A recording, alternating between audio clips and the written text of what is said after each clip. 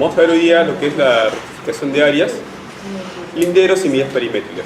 Ustedes van a ver que la mayoría de veces solamente se habla de rectificación de área, pero eso no es muy exacto, ¿no? Porque la rectificación no solamente es del área, ¿no? Quedó algunas partes, ¿no? Quisiera acabar esto de acá, de ahí retornamos la anterior lo que quede, ¿no? Sí. Les decía a ustedes que cuando hablamos de la rectificación de área, el concepto que hay que tenerlo en cuenta es más amplio.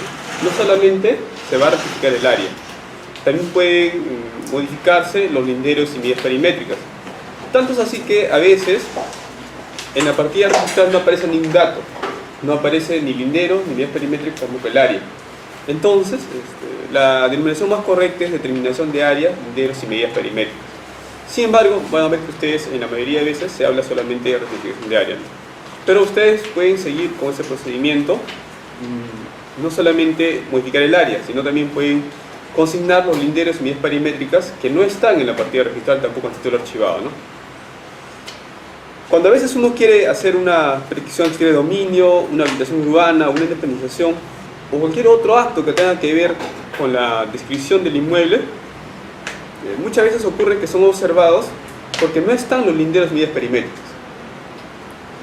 O a veces no coinciden. Por ejemplo, a veces en tu título aparece 500 metros, pero en la partida aparece 450, por ejemplo, ¿no? Entonces, en esos casos, previamente hay que seguir un trámite de determinación de linderos y medidas perimétricas. ¿Cómo se llama el documento? Determinación de linderos y medidas perimétricas. Y cuando no existe, bueno, lo mismo. Así es. ¿Y eso es entre la municipalidad? No, vamos a ver ahora la ley 27333, cuáles son los mecanismos para hacer ese saneamiento del área, ¿no? Porque me ha tocado revisar una partida donde no había absolutamente Así es. nada. Justamente vamos a ver eso hoy día. Así es. Les decía a ustedes que las causas de esa discrepancia de lo real y lo registrado, en el caso de registros previos, pueden ser diversos factores. Uno de los casos principales es que las inscripciones antiguas se hacían sin base gráfica. Por ejemplo, hoy día justo estaba revisando un título en el cual me pedían la rectificación. Era del año de 1929. Y reviso y no había planos. Simplemente era una descripción que hacía el notario del inmueble y en base a eso hacía la inscripción.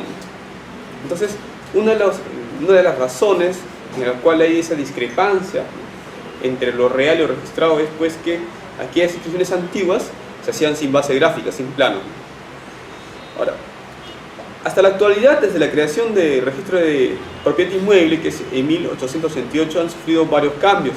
Por ejemplo, ahora se busca una mayor exactitud en la descripción gráfica. Ahora utilizamos los planos que tienen coordenadas UTM, por ejemplo, ¿no? Actualmente no se puede hacer una inmatriculación sin planos, eso no está permitido. Ahora, otra de las razones también por la cual existe discrepancia entre lo real y lo registrado son los planos de distintos catastros. ¿Qué me refiero a esto? Que, por ejemplo, COFOPRI, el PET, las municipalidades elaboraban sus propios planos pero con diferente catastro. Sus coordenadas no coincidían.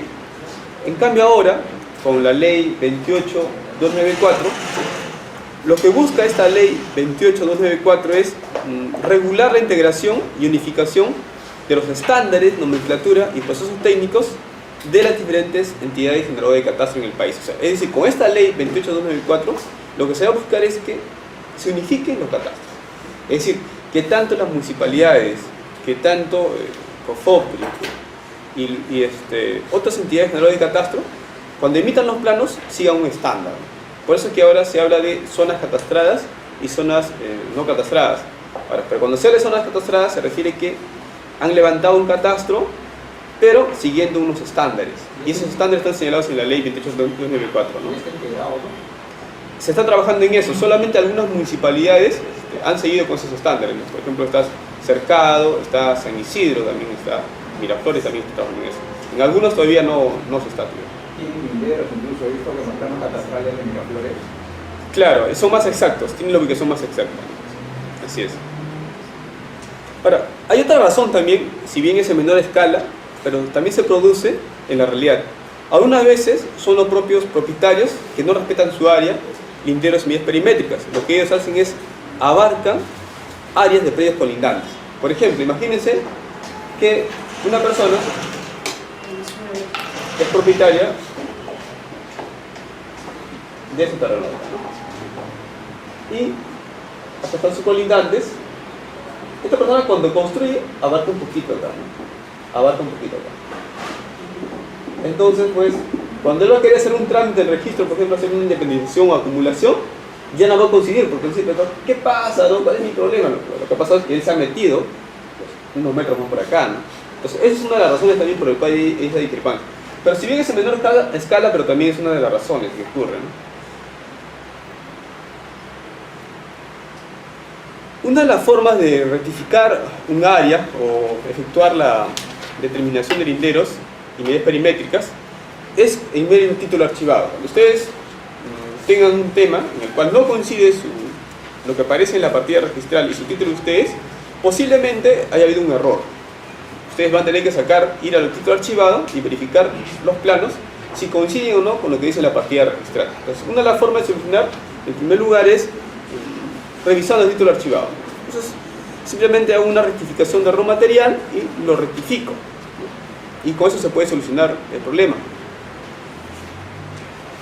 Para el efecto de una venta, eso como la de la partida, ¿no? Pero como que haya cierta incertidumbre de saber cuál es, ¿no? Que no se hace este trámite previo, ¿no? Claro, lo que ocurre en una compra-venta, simplemente tú debes indicar cuál es la partida registral nomás. Como no sale, por ejemplo, la medida, ¿no? Por eso les decía, en una compra-venta no te van a pedir que tú rectifiques previamente el área, ¿no? Porque es un acto de transferencia nomás. Generalmente te van a pedir que tú rectifiques el área en actos que tengan que ver con la descripción del inmueble, independizaciones, acumulaciones, ahí sí te van a pedir. Pero en una compra-venta basta que tú indiques cuál es la partida registral y nada más se inscribe tu compra-venta, no va a haber ningún problema. ¿Cuánto demora este trámite? Bueno, en una compra-venta depende, pues, ¿no? Determinación de... Ya.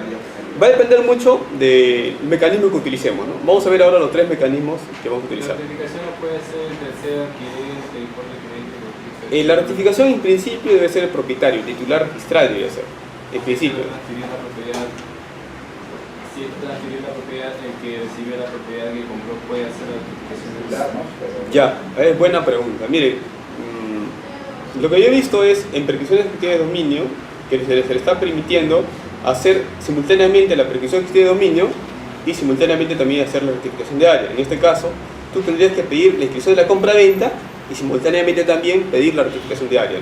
Ahí sí encajaría. Pero si tú no pides la compra-venta, no te van a aceptar que hagas solamente la rectificación de área. Tendrías que hacer las dos cosas a la vez. Inscribes la compra-venta y simultáneamente también pides la rectificación de área. En ese caso sí procedería. Si no me quedo con la dinero que se me Así es, efectivamente así es. Ahora, ¿qué pasaría si es que hay discrepancia entre la memoria descriptiva y los planos? Imagínense, les pongo un caso concreto. El registrador ha inscrito que el lote, vamos a decir que es un lote 10 de la manzana X, tiene un área de 250 metros cuadrados. Uno revisa la memoria descriptiva y aparece así. Pero cuando uno se va al plano, tiene en realidad 255 metros cuadrados. Pregunta, ¿el registrador deberá efectuar la rectificación acá, conforme al plano? ¿O qué dicen ustedes, o no? Dense cuenta que aquí hay discrepancia. El registrador ha seguido lo que dice la memoria descriptiva. Y sin embargo aquí el plano dice 255. O sea, el usuario puede decir, rectifíqueme mi área, como dice el plano, a 255 metros cuadrados. Miren, ahí hay todo un problema legal, porque el reglamento de predios, en su artículo 35, 36, 38, 71 y 78, está regulando, dice, en caso de discrepancia entre los datos consignados en la memoria descriptiva y el respectivo plano, prevalecerán los que aparezcan en este último. Pero esto está referido para un tema de declaratoria de fábrica y para un tema de habilitaciones urbanas.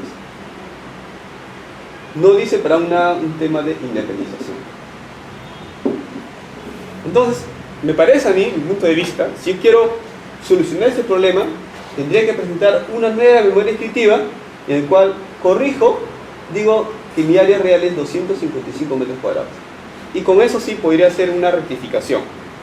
Porque, como decía, estas normas que les he indicado están referidas más a temas de declaratoria de fábrica y de aplicaciones urbanas. Por ejemplo, si en una declaratoria de fábrica, en la memoria descriptiva, aparece que solamente hay 3 baños, pero yo voy al plano de distribución y hay 4 baños, va a prevalecer lo que aparezca en el plano de distribución y se va a inscribir como 4 baños.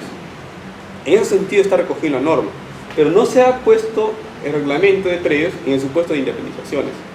No lo ha regulado ese sentido. Entonces, desde mi punto de vista, si quiero rectificar, tendré que presentar una nueva memoria descriptiva para que coincida el plano con la memoria descriptiva, ¿no? Bien.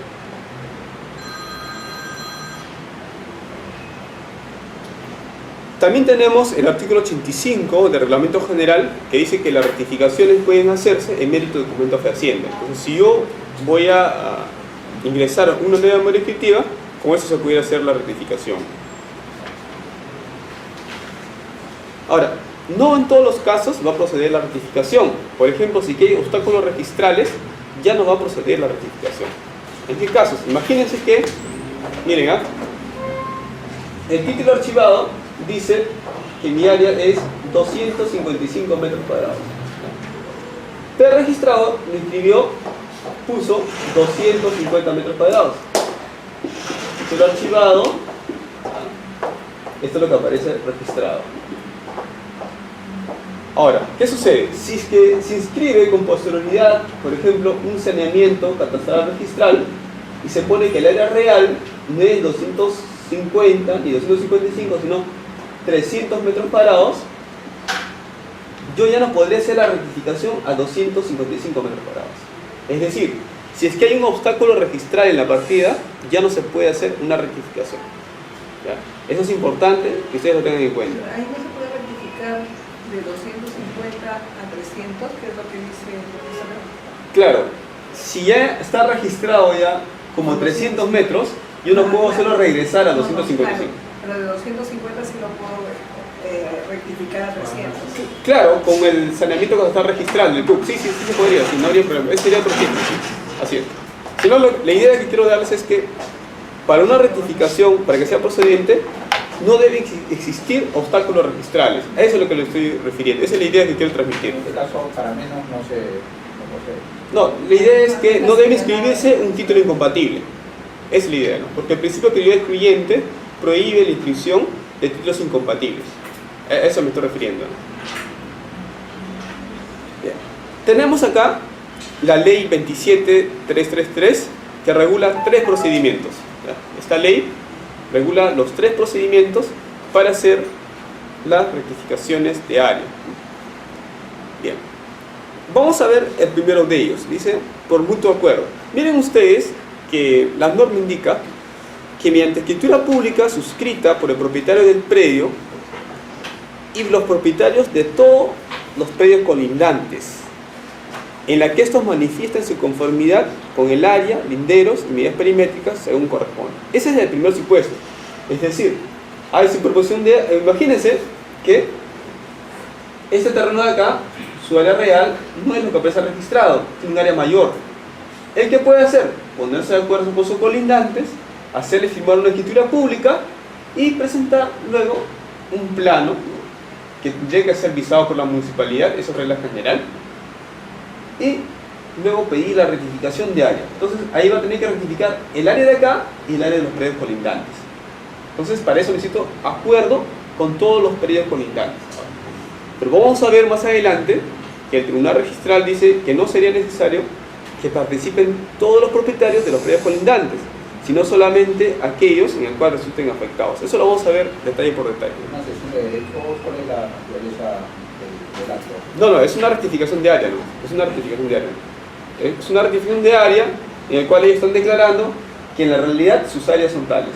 Eso está ligado con una renuncia de área, que el tribunal dice que sí procede a inscribirse, ¿no? Entonces es un tema aparte, sí. ¿El mutuo acuerdo puede funcionar digamos, ha habido una contraprestación de parte del propietario? O sea, ¿te puede mencionar eso? ¿Que ha habido un pago para que ellos digan que sí?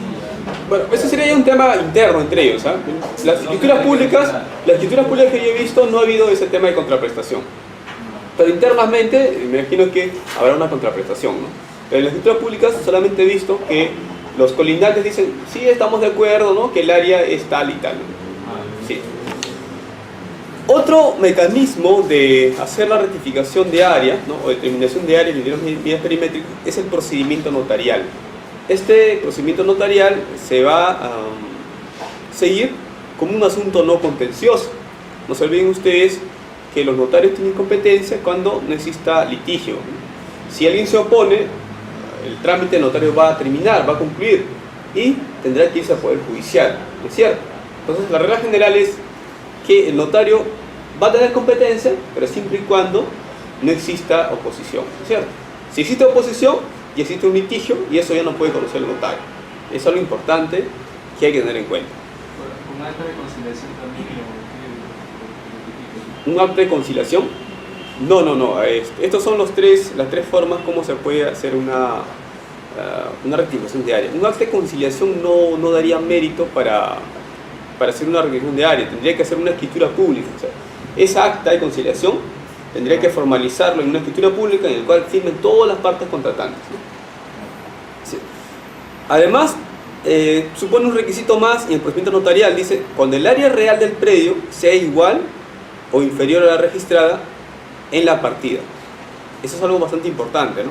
Entonces, para que el notario tenga competencia, ¿no?, el área real del predio debe ser igual o inferior. Es decir, si el área registrada es, por ejemplo, 100 metros, él podrá rectificar, pues, a un área menor, por ejemplo, ¿no? Pero si fuera, dice, un área superior, ya no se podría hacer, ¿no? Porque la competencia de ellos está para ese lado, ¿no? O sea, el procedimiento notarial tiene, se puede decir, una limitación, ¿no?, en ese sentido, ¿no?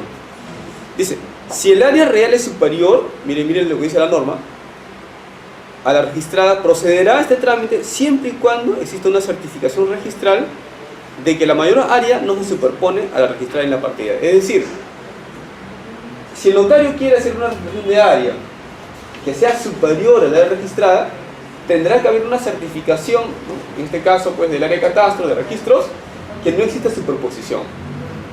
No sé si me he dejado entender. ¿Quién pedimos eso? ¿A los registros? Claro, aquí tienes que sacar una búsqueda catastral y ahí va a aparecer si esa área se superpone o no con otra, ¿no? Entonces, miren, la regla general sería que se rectifique a un área igual o igual, ¿no es cierto? Si es un área superior, por ejemplo 200, tendrá que adjuntarse una certificación que no esté en superposición con los predios colindantes. Esa es la idea, ¿no?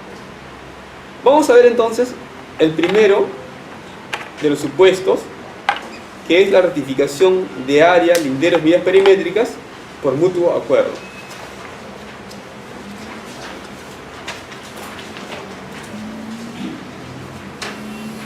Bien, en primer lugar, tienen que adjuntar una escritura pública en la cual van a comparecer los propietarios colindantes. La norma indica que tienen que ser todos los predios colindantes. La norma no dice que solamente aquellos que sean afectados. Claramente indica que tienen que ser todos los predios colindantes. Ellos, los colindantes, tienen que manifestar su conformidad con el área de linderos, medidas perimétricas según corresponda, ¿no? ¿Cómo vamos a proceder con la rectificación? En la partida del predio que se está solicitando, ahí voy a poner la nueva área. Pero también tengo que poner la modificación de área y las demás partidas involucradas. Por ejemplo, ¿no?, si a esta partida, a este inmueble, le estoy recortando área, tendré que hacer un asiento de modificación de área. Acá también tendré que hacer un asiento de modificación de área. Porque si solamente rectifico en esta partida nada más, voy a generar duplicidad de partidas. Entonces lo que yo tengo que hacer, la rectificación es de forma correcta. Inscribo acá la rectificación de área y acá también inscribo la modificación de área si que están siendo afectados, ¿no es cierto? Esa es la forma como se debe proceder.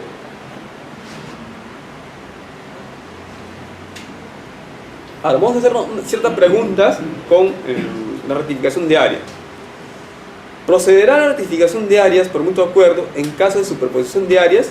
Bien, desde mi punto de vista sí procede. Así exista superposición, por mutuo acuerdo sí procede. ¿Por qué les digo que sí procede?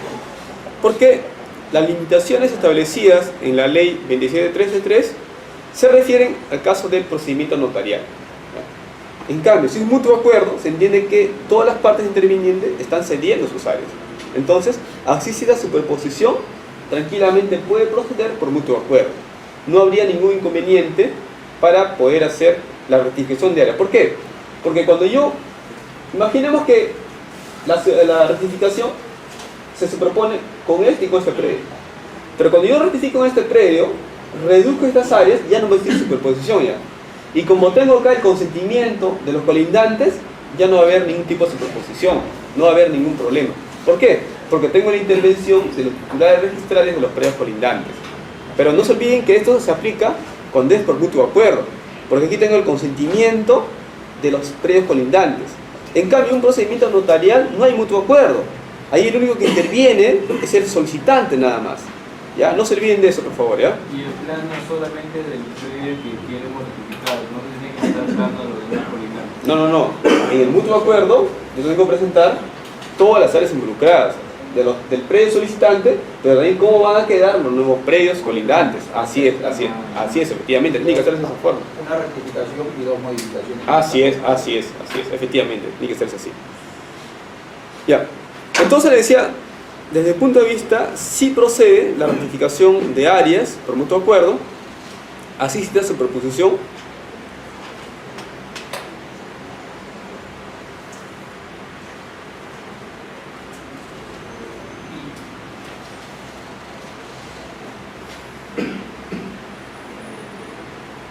Vamos a ver también más adelante nosotros que el artículo 13 de la ley 27333 habla, dice, se tramita como procedimiento judicial toda rectificación que suponga superposición de áreas o linderos. O sea, a nivel judicial también puede verse cuando exista superposición de áreas, también puede conocerse.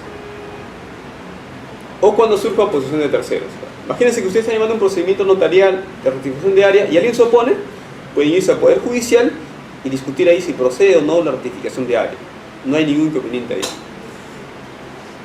Ahora, aquí hay una resolución del tribunal registral, pero no es un precedente de observancia obligatoria, en el cual el tribunal opina, ¿no? Dice que no procede la inscripción de rectificación de áreas en un procedimiento por mutuo acuerdo cuando exista superposición. Ahora, pero esta resolución, como decía, no es un precedente vinculante y tampoco se estaría ajustando a lo que dice la ley 27333.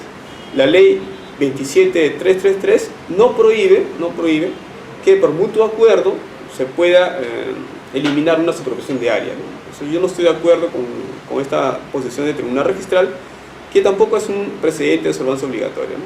Pero sin embargo sí era interesante ponerlo, ¿no? Doctor, una pregunta. Sí, por favor. Si, por ejemplo, un terreno tiene 500, en la realidad física tiene 500 metros parados, pero en registros tiene 400. 400, ¿ya? 400 metros, entonces se realiza, uno pide el pleno catastral en la municipalidad y la municipalidad te da, por ejemplo, por 500, ¿no? 500 metros, ¿ya? Es mayor a lo que está registrado. Así es. Entonces, en ese caso, para yo presentar la avisación de planos perimétricos y los otros, ¿cómo haría para adecuarlos a lo que dice el área de catastro de la municipalidad y que me avise esos planos?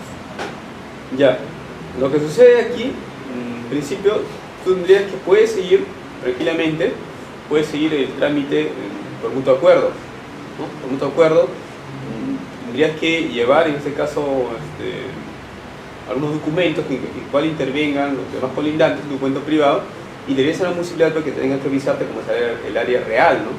Porque justamente en base a ese plano que esté visado, tú tendrías que juntar la escritura pública, ¿no? O sea, si bien es cierto que la municipalidad de repente va a decir, oye, pero tu área que aparece registrada es 400 metros, y en principio te dirá que no, pero tú tendrías que decirle justamente lo que yo quiero es rectificar esa área. Yo quiero rectificar y acá tengo un documento de los demás colindantes. Es más, acá tengo, le puedes juntar inclusive la escritura pública, ¿no? Entonces yo creo que la municipalidad no tendría por qué oponerse, porque la misma ley 27333 está permitiendo esa forma de rectificación por mutuo acuerdo. Ahora, en caso que tus colindantes no quieran ponerse de acuerdo contigo, tendrías que irte a la vía judicial. Y ahí tendría que discutirse pues si procede o no la rectificación de áreas que te proponen. Pero la municipalidad no tendría por qué oponerse en principio. Para hacer una rectificación, ¿quién tendría validez? Porque estamos hablando del catastro de registros y del catastro de la municipalidad. Así es.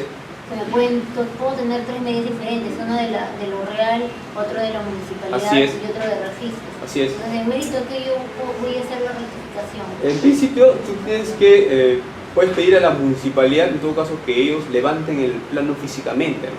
Porque a veces ocurre que también la municipalidad tiene desfasado su catastro, ¿no? De repente, el error está en la misma municipalidad, no han medido bien tu área y no es lo que corresponde, ¿no? Pero si ellos levantan un plano catastral, tiene que ser tal como está dentro de la física, no tendría por qué discrepar, porque están haciendo un levantamiento en el lugar, en el sitio, tiene que estar exacto en ese sentido, no tendría por qué discrepar, a menos que tú hayas acrecentado tu área, ¿no? Invadiendo a tu vecino, ¿no? Eso sería otro supuesto, ¿no? Pero en realidad ahí la municipalidad tendría que avisar ese plano. Vamos a ver más adelante con el tema de la avisación de los planos, ¿no? Que vamos a ver que existe posición del tribunal diferente, ¿no? Miren, en la ley 27333 no se ha regulado cuál es la formalidad de los planos por mutuo acuerdo, no lo dice. Entonces, desde mi punto de vista, lo ideal sería pues que sean visados por la municipalidad. ¿Por qué? Porque así las municipalidades actualizan su catastro. Porque imagínate que tú hagas tu rectificación y lo hagas visar por un verificador nada más. ¿Cómo la municipalidad se va a enterar que tu nueva área es tal? A menos que tú vayas con un oficio y le informes, ¿no? Miren, ya hice mi rectificación en registros públicos y te adjunto una copia de mi plano, ¿no? Pero si no, no se podría cómo tomar conocimiento, ¿es cierto? Entonces, para mí lo ideal sería que todos los planos, en este caso para hacer la rectificación de área, sean visados por la municipalidad para que ellos vayan adecuando su catastro. Adecuan su catastro y a la vez actualizan los linderos, medidas perimétricas de los predios colindantes. Ahora, pero le decía que sobre esto no hay uniformidad, porque el tribunal, por ejemplo, dice acá, en una resolución 144/2012, que los planos de ubicación y perimétrico que se adjuntan al parte de la escritura pública de rectificación no requieren de visación municipal. El argumento que ha utilizado el tribunal registral es que la ley 27333 regula supuestos de regularización. Entonces ellos dicen, como esta forma, este mecanismo de rectificación está dentro de un trámite de regularización, y como en la regularización se admite que los planos no sean visados solamente por las municipalidades, ellos admiten que puedan ser también visados, ¿no?, por un verificador. Yo no comparto esa posición, le decía, porque en realidad la municipalidad es el ente competente para verificar, pues, en este caso, para darle autorización a esos planos, ¿no? Un verificador tiene una función más privada y sería más en caso de regularización de edificaciones. Pero bien, el tema es debatible, ¿no? Y lo que sucede acá es que hay un vacío. Realmente, la 27333 no ha previsto cuál es la formalidad para los planos en el caso de la rectificación por mutuo acuerdo. Esa es la realidad. Ahora, conviene hacernos también en esta forma de determinar el área si todos los propietarios colindantes del predio que en materia de rectificación deben intervenir.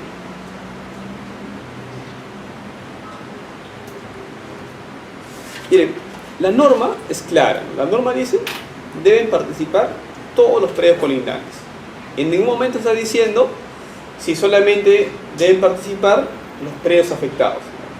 ¿Cuál es el supuesto que plantea el tribunal? Lo siguiente, miren, ¿no?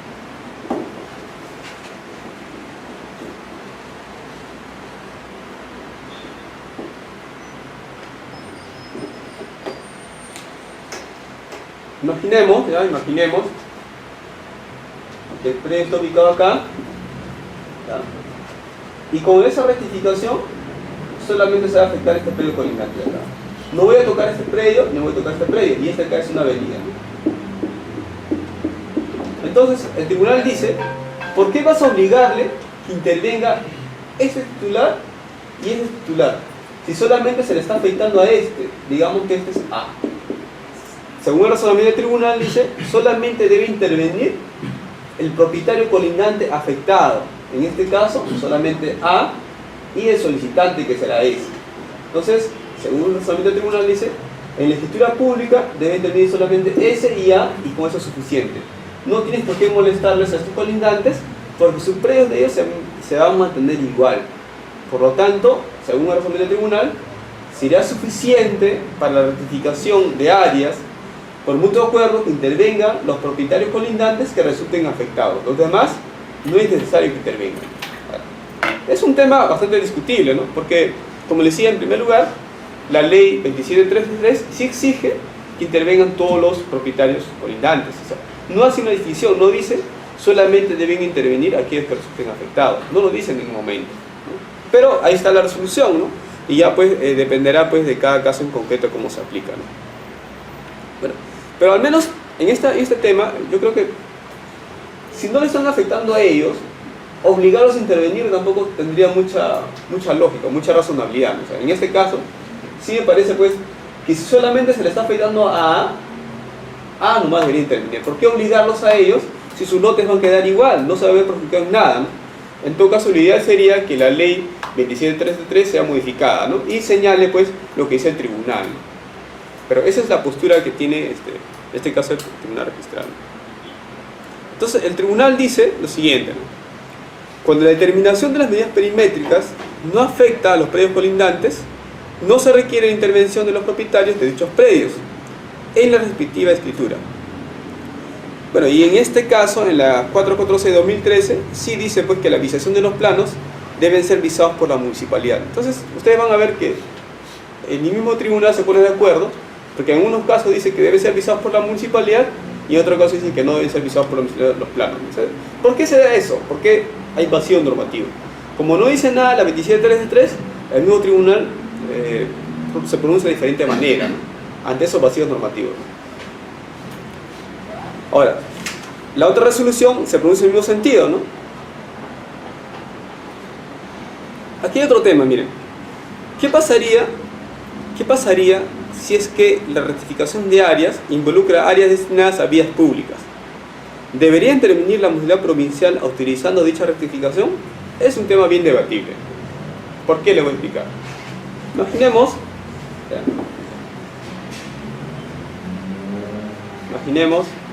que esto de acá es una habitación urbana, ¿ya? Todo esto es una habitación urbana. Y por acá pasa un área de vías, este es el área de vías. Y el terreno que se está pidiendo rectificar coge un área de vías, ¿no? Según el tribunal registral dice, no es necesario que intervenga la municipalidad provincial. Es suficiente que ellos visen los planos. Si han visado los planos, hay una autorización tácita, dice.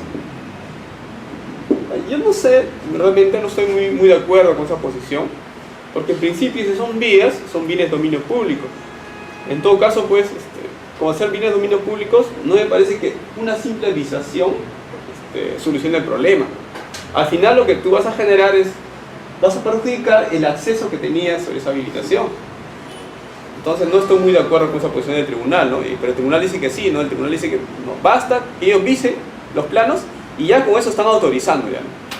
Ahora, porque uno cuando se va al Reglamento Nacional de Edificaciones, va a ver que el sistema vial hay distintas clases de vías. Hay vías expresas, vías notariales y vías colectoras, vías locales y pasajes.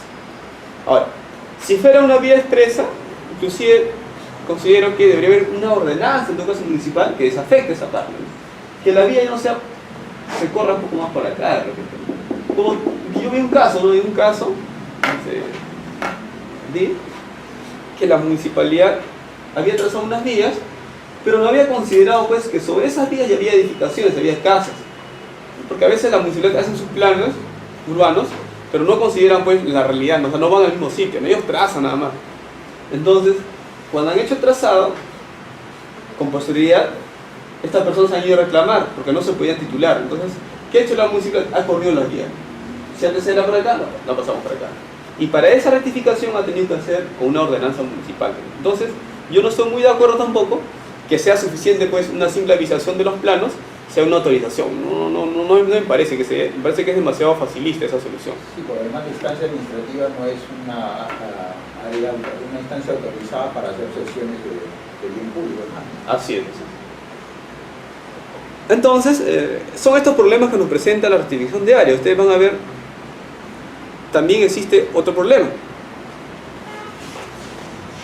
Los colindantes que intervengan en la rectificación de área, limpieza y medidas perimétricas, por mutuo acuerdo, ¿deberán tener su derecho de propiedad inscrito? Es una pregunta bien interesante, miren. Dejamos de lado el supuesto con la municipalidad. Vamos a ver ahora otro supuesto. Miren,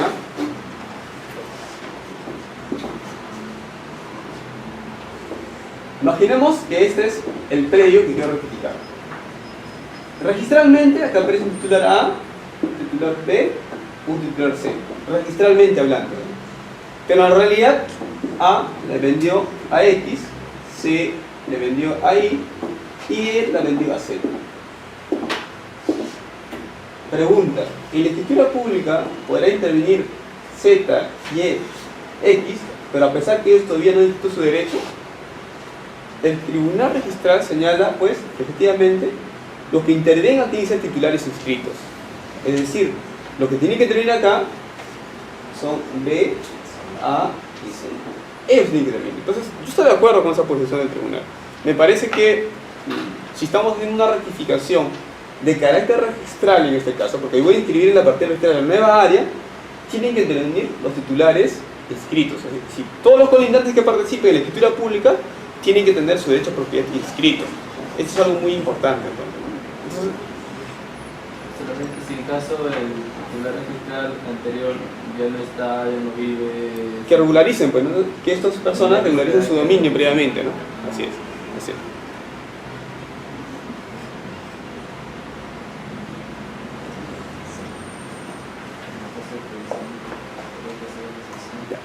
Y finalmente, con respecto a este tema del mutuo acuerdo, vamos a ver un tema último, para luego pasar a la otra forma, porque le decía que el mutuo acuerdo es una forma nada más, es un mecanismo, no es la única. ¿Se podrá subdividir un predio como consecuencia de una rectificación de área, linderos y medidas perimétricas por mutuo acuerdo? Es decir, imaginemos, vamos de lado acá el dibujito que he hecho.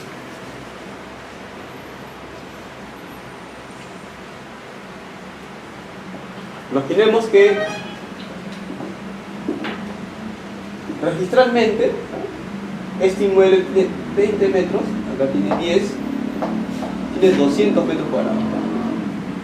Pero entonces, yo digo, miren, en realidad yo quiero hacer una rectificación, quiero hacer una determinación de medidas perimétricas, en el sentido que ya no quiero que exista un inmueble de 20 por 10, sino que acá sea 5 y acá sea 5. Es decir, yo vía rectificación quiero que existan dos sublotes, uno de 100 metros y otro de 100 metros. ¿Vía rectificación se podrá hacer esto?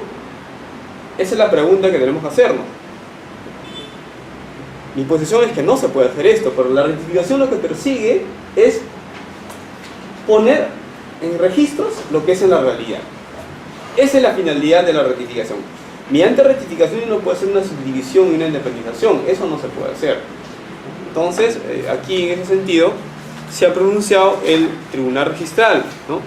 Que dice pues que la rectificación de áreas tiene como presupuesto, ¿no?, que en realidad el predio siempre tuvo las dimensiones que se consignan en el título de rectificación y que por ello la información registral es inexacta. En tal sentido, no resulta procedente la inscripción de la rectificación de área, linderos y medidas perimétricas que tenga por objeto subdividir un predio para acumular una porción al predio colindante, ¿no? Entonces, concuerdo con esa decisión del tribunal registral.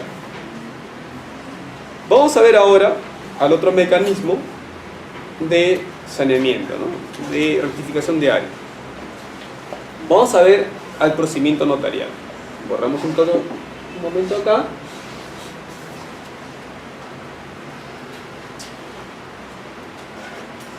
Y enviamos lo siguiente. Lo que corresponde ver en primer lugar es la competencia del notario.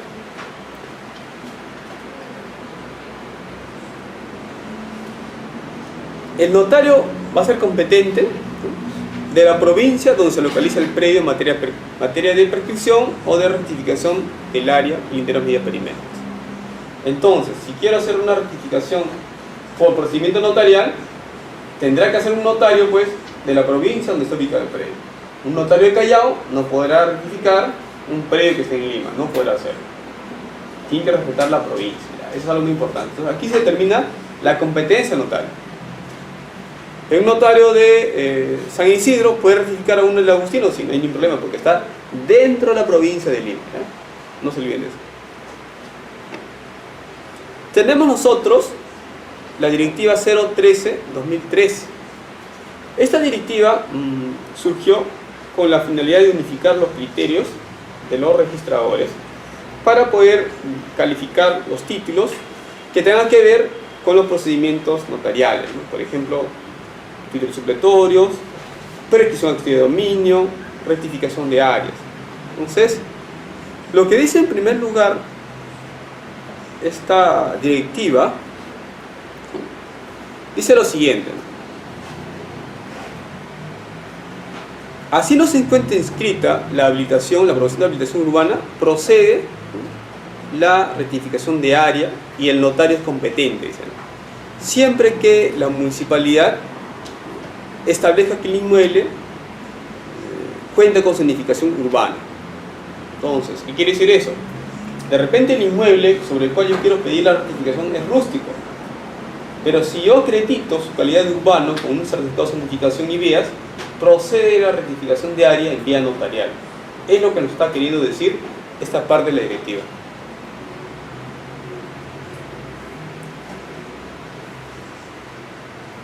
Ahora, hay otro aspecto que regula esta directiva y que señala pues que el registrador no debe calificar la validez de los actos procedimentales en virtud de lo dispuesto en la ley 27333 o normas complementarias que son competencia exclusiva del notario, ni el fondo o motivación de la declaración notarial.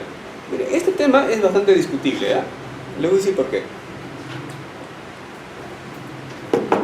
Puedo poner ciertos casos que ustedes van a opinar. Yo tengo un primer caso sobre una prescripción de actividad de dominio en el cual los titulares registrales eran A, B, C y D. El que estaba solicitando la prescripción de actividad de dominio era A. El notario declaraba como propietario por prescripción activa de todo el inmueble a favor de A. Entonces, yo observo el título y digo, mira, según las normas del Código Civil, un copropietario no puede adquirir por prescripción adquisitiva de dominio. Además, lo taché sustantivamente el título. No me hice problema. Y el notario se molestó. Me dijo, ¿cómo es posible que tú estés evaluando mi actuación? Tú estás actuando el fondo del asunto. Yo ya he evaluado ya si eso procede o no procede. Pero yo le decía, pero existe el principio de legalidad. Tú puedes ser notario, pero debes respetar el principio de legalidad. Por el hecho de que tú seas notario, no quiere decir que tú tienes que evadir las normas del Código Civil. Si el Código Civil prohíbe la prescripción adquisitiva a favor de un copropietario, tú no puedes hacerlo. Bueno, al final el tema quedó ahí.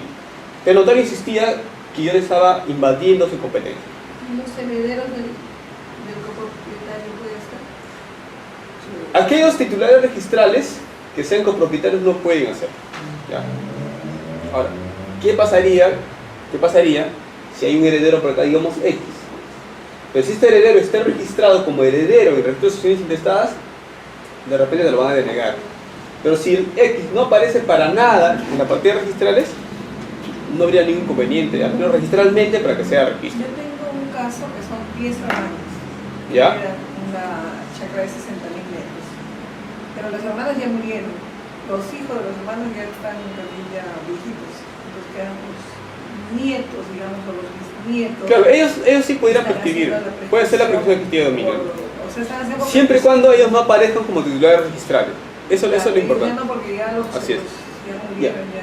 Ese es un primer supuesto. El otro supuesto, en el cual el notario se molestó también, ¿no?, era lo siguiente. tengo un inmueble que está a nombre de Ecofopli. El notario estaba declarando la perquisición adquisitiva a favor de A sobre inmueble inscrito a favor de Ecofopli. Yo le digo al notario, mira, la ley 27333 dice que aquellos procedimientos de perquisición adquisitiva de dominio que recaigan sobre bienes que están siguiendo las entidades formalizadoras no procede de la perquisición. Y lo taché el título igual. Igual entonces, ¿cómo es posible que estés cuestionando mi decisión en este caso? Y eso que hice yo, apliqué solamente la norma, legalidad, ¿no? Entonces, ustedes van a ver que en estos títulos de asuntos no contenciosos, el notario va a querer, como sea, defender sus fueros. Él va a decir, cuando tú le observes algo, no, tú estás observando mi competencia, tú estás evaluando mis aspectos procedimentales. Entonces, ahora último, el día de ayer, me tocó un título que es un poquito más complicado, que tiene que ver con una actuación preventiva de perquisición adquisitiva, pero recae sobre una partida matriz. Esa partida matriz tiene una urbanización provisional. Es decir, es con la antigua norma. Falta recepción de obras. Entonces lo que se hizo fue una anotación preventiva de compra-venta a favor de A. ¿El notario qué hace? Está declarando la perquisición adquisitiva a favor de A. Entonces yo digo al notario, mira, A ya es propietario. ¿No? A ya es propietario. Porque si existe una escritura pública que declara que A es propietario y la propiedad se adquiere extrarregistralmente. Lo que pasa acá, le digo, que todavía no se ha escrito la recepción de obras y por lo tanto no se ha hecho la independencia definitiva por A. Pero ya no es un tema de dominio. El notario me ha contestado, dice, tú estás evaluando mi motivación. Y según él, esta anotación preventiva no es suficiente para cancelar el dominio del titular registral. Entonces, yo le he reiterado hoy día, le he dicho, esta es aplicación de legalidad, porque ya no es un tema del dominio. Ya. Lo que busca la perquisición adquisitiva de dominio no es habilitar un lote, no es habilitar un terreno. La perquisición adquisitiva de dominio lo único que busca es adquirir hecho propiedad. Lo que aquí podría haber hecho el usuario tranquilamente es pedir la independización provisional, generar una partida de duración indeterminada y se acabó el problema. No tenía por qué recurrir todavía a la vía notarial por perquisición adquisitiva de dominio. Entonces, ustedes van a ver ¿Qué que... medida ¿Disculpa? ¿Qué medida dijo que...? Es una independización provisional de la partida. Es lo que tenía que haber hecho. Pero que a veces no lo entienden, ¿no? O sea, no han entendido muy bien la figura. Y a pesar que ya son propietarios, están yendo al notario para que declaren nuevamente propietario. Cuando el tema aquí no es un tema de dominio, sino es nada más que falta inscribir la recepción de obra, nada más. Bien, entonces ustedes van a ver que los notarios siempre van a cuestionar eso. Cuando tú le observes, va a decir que están cuestionando sus actos procedimentales. Igual, tienes acá un aviso y ves que en el aviso dice, digamos, imagínense que el predio tiene 500 metros y en el aviso le ha puesto 300. Porque tú le observas, porque dice eso, dice, no, estás cuestionando mi competencia. Yo sé lo que he hecho en mis avisos. Y lo cual no me parece, ¿no? O sea, no me parece porque, en primer lugar, si que los avisos están mal hechos, nadie se va a poder oponer. Justamente el tema de los avisos sirve para que alguien que se sienta perjudicado pueda oponerse. ¿Cómo voy a oponerme si que dice 300 metros y yo sé que el área tiene 500 metros? Entonces, en ese sentido, me parece que no se está evaluando aquí el tema de la competencia, se está evaluando nada más la adecuación del título con la partida registral. Y eso es lo que a veces los notarios no lo comprenden, no lo entienden, ¿no? Siempre cuando tú le vas a observar su título, siempre van a decir que estás evaluando su competencia. Sí, por favor. Una pregunta. Si se tiene una anotación preventiva a favor de X en mérito a una resolución en estos casos de la reforma agraria, ¿Ya? y ahora solamente es una anotación preventiva a favor de X, pero pues no tiene un documento con el cual pueda inscribir su institución definitiva. Sabemos que la anotación preventiva solamente tiene intención oral. No habría ahí... No, ahí sí no hay problema porque hay bastantes tipos de anotaciones preventivas. Hay anotaciones preventivas que se hacían con el código de... Bueno, en este caso con el reglamento de instituciones anterior, que eran por defecto susanables. Esas anotaciones preventivas caducaban a los 6 meses. Si tengo una anotación preventiva a favor de A, esa anotación preventiva venció su plazo de 6 meses y ya no hay problema, ya no existe la anotación preventiva, registralmente ya caducó. Entonces, esta persona sí puede hacer la prescripción adquisitiva ahí. Pero en el caso que yo le estaba explicando, era una anotación preventiva que el único defecto era la falta de inscripción de la relación de obras. Entonces, en ese caso, esa anotación preventiva tiene el carácter de duración indeterminada. Es decir, esa anotación preventiva que aparecía en la partida registral no era por defecto subsanable, sino era por un tema que faltaba la relación de obras. Entonces, en el caso que tú planteas, esa anotación preventiva ya no existe porque ya caducó y por lo tanto esa persona sí puede hacer la prescripción adquisitiva de dominio. No habría ningún problema. Ya. ¿Cuál es el procedimiento que se sigue en el procedimiento notarial? Miren, ¿eh? Van a ver ustedes que en la directiva se ha planteado que se puede efectuar una anotación preventiva. ¿Ya? Una anotación preventiva de la rectificación de áreas. Entonces, para poder presentar una anotación preventiva, tiene que haber un oficio del notario solicitando una anotación preventiva. Tiene que haber también una solicitud, sin incluir sus anexos y medios probatorios, y la copia certificada notarial de los planos de ubicación y localización del predio. Este tema de la anotación preventiva ha habido toda una discusión, ¿ya? ¿Por qué? Porque para algunos registradores dicen que es necesario en cualquier procedimiento notarial que se anote sí o sí la anotación preventiva. Daría a entender eso la ley 27.3 y daría a entender también un poco, me parece, el reglamento de la ley 27.157. Pero sin embargo, ya hay resoluciones del Tribunal Registral que indican que se puede inscribir la determinación de áreas y la prescripción de dominio de forma directa. Es decir, la anotación preventiva, según el Tribunal Registral, no es un acto previo. Directamente tú puedes inscribir la prescripción adquisitiva definitiva o la restitución de área. Esa es la posición mayoritaria de los registradores. O sea, acatando lo que dice el Tribunal Registral y lo que dice la directiva también, se puede directamente inscribir la determinación de áreas en forma definitiva. No necesito todavía la anotación preventiva. Sin embargo, desde mi punto de vista, es que sería bueno que exista una norma legal, en este caso, con rango de ley si fuera posible, que establezca pues la obligación de la anotación preventiva. Sí, sería bueno, sería recomendable. ¿Por qué?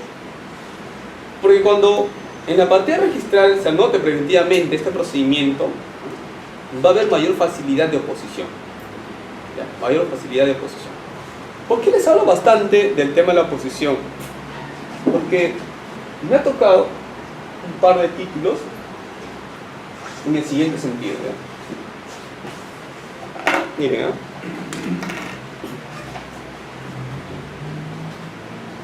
Existe una partida registral en el cual, estrictamente hablando, no hay un propietario. Le explica por qué. A muere y dice que deja este inmueble a favor de la sucesión testamentaria de los hijos que tenga su sobrina X. Y lo que hay en la partida registral solamente son personas que cuentan con usufructo vitalicio. Entonces, cuando el notario inicia la prescripción de dominio, ¿a quién está notificando? Pero ya está muerto, ¿ya? ¿Cómo le va a notificar a si ya no es el titular registral? Entonces lo que va a querer hacer el notario ahora, le he dicho, oye, en todo caso, ¿no?, el titular registral es la sucesión testamentaria, porque yo no sé, en primer lugar, si X tiene hijos, porque en realidad el titular registral sería aquellos hijos que tenga X. Ahora, ¿qué pasa si X nunca tuvo hijos? Porque puede pasar, porque esta forma de dejar testamento, dice, ¿no?, como yo no sé si X va a tener hijos, lo deja ahí. Entonces le he dicho, en todo caso, notifique a estas personas de acá, que son que cuentan con derecho de usufructo vitalicio. No me queda otra salida. Es un caso bien raro. es un caso bien especial, que no se va a presentar todos los días. Pocas veces una persona hace este tipo de disposición testamentaria. Pero que es válida, claro, yo puedo dejarle pues mi inmueble, mi casa, ¿no?, a los hijos que tendrá mi sobrina, ¿no? Puedo hacerlo. ¿Y quién se titular registral ahí? Nadie. Entonces, en este caso, yo he observado el título y he dicho, mira, señor notario, tú estás notificando A, pero A ya murió, y acá aparentemente se va a dejar el inmueble a una sucesión testamentaria, que no sabemos quién es, y en todo caso notifícame pues a esta persona. Les digo que es importante el tema de la notificación, porque solamente así se puede verificar que ha habido un debido procedimiento. Si no hay debido procedimiento, no tienes nada, todo tu procedimiento se le cae. Es importante la notificación a los titulares registrales. Si no hay una sucesión de una persona X, ¿eso no revierte al Estado? Ahí viene un tema, ¿no? Supuestamente podría después ir a la beneficencia, me parece, ¿no? Pero hay que declarar la vacante todavía, ¿no? Es todo un trámite que hay que seguir. Bien, entonces dejamos de lado el tema de la anotación preventiva. Aquí hay que tener en cuenta solamente un aspecto, el tema de los planos.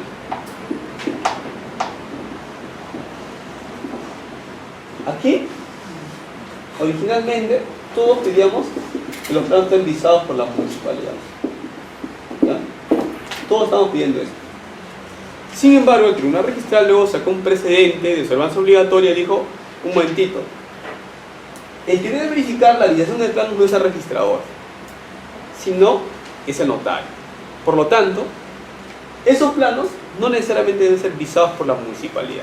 Es decir, en un procedimiento de rectificación de área, los usuarios pueden pedirle a un verificador para que vise los planos. Yo he tratado de encontrar alguna base legal sobre eso y no la he encontrado. No existe base legal. Es una interpretación que ha hecho el Tribunal Registral nada más. No estoy de acuerdo con esa posición porque tanto el Código Procesal Civil señala claramente que los planos deben ser visados por la municipalidad. Si uno revisa el reglamento de la 27957, señala claramente que los planos deben ser visados por la municipalidad. Y yo no sé pues por qué, ¿no? En base a qué el tribunal ha señalado esto. Me parece que ellos están tomando en cuenta el caso de reutilización de fábrica, ¿no? En una regularización de fábrica, los planos de distribución, los planos de implementación son visados nada más por un verificador. Pero este es un tema aparte, es un procedimiento notarial. Pero en fin, existe el precedente de observancia obligatoria en el cual señala que esos planos que van a presentar en una anotación preventiva pueden ser visados por un verificador nada más. Eso es lo que existe ahora. Verificador de... Cuando hablo de un verificador me refiero a un ingeniero o un arquitecto que esté inscrito en la SUNAR, ¿no? Así es. Ahora, la rectificación entonces se puede hacer la anotación preventiva. Van a juntar los planos de localización y localización, de ubicación y localización. Y si es que un registrador va a calificar en este caso la inscripción definitiva, aquí va a haber dos supuestos. ¿Ya? Un primer supuesto, que el área que aparezca en la acción preventiva sea la misma la que aparezca en la inscripción definitiva. En ese caso, pues ya están los planos, ya no necesitas mandar el área de catastro. Es más, solamente te van a juntar la escritura pública nada más. No va a haber ningún problema ahí. Pero, si en la inscripción definitiva hay variación, digamos en la anotación preventiva, yo puse que quería rectificar un área de 500 y ahora en la definitiva, en la escritura pública definitiva, aparece que es a 550, en ese caso, sí le voy a tener que pedir planos y voy a tener que mandarles eso a título de catastro. Es lo que nos dice la norma.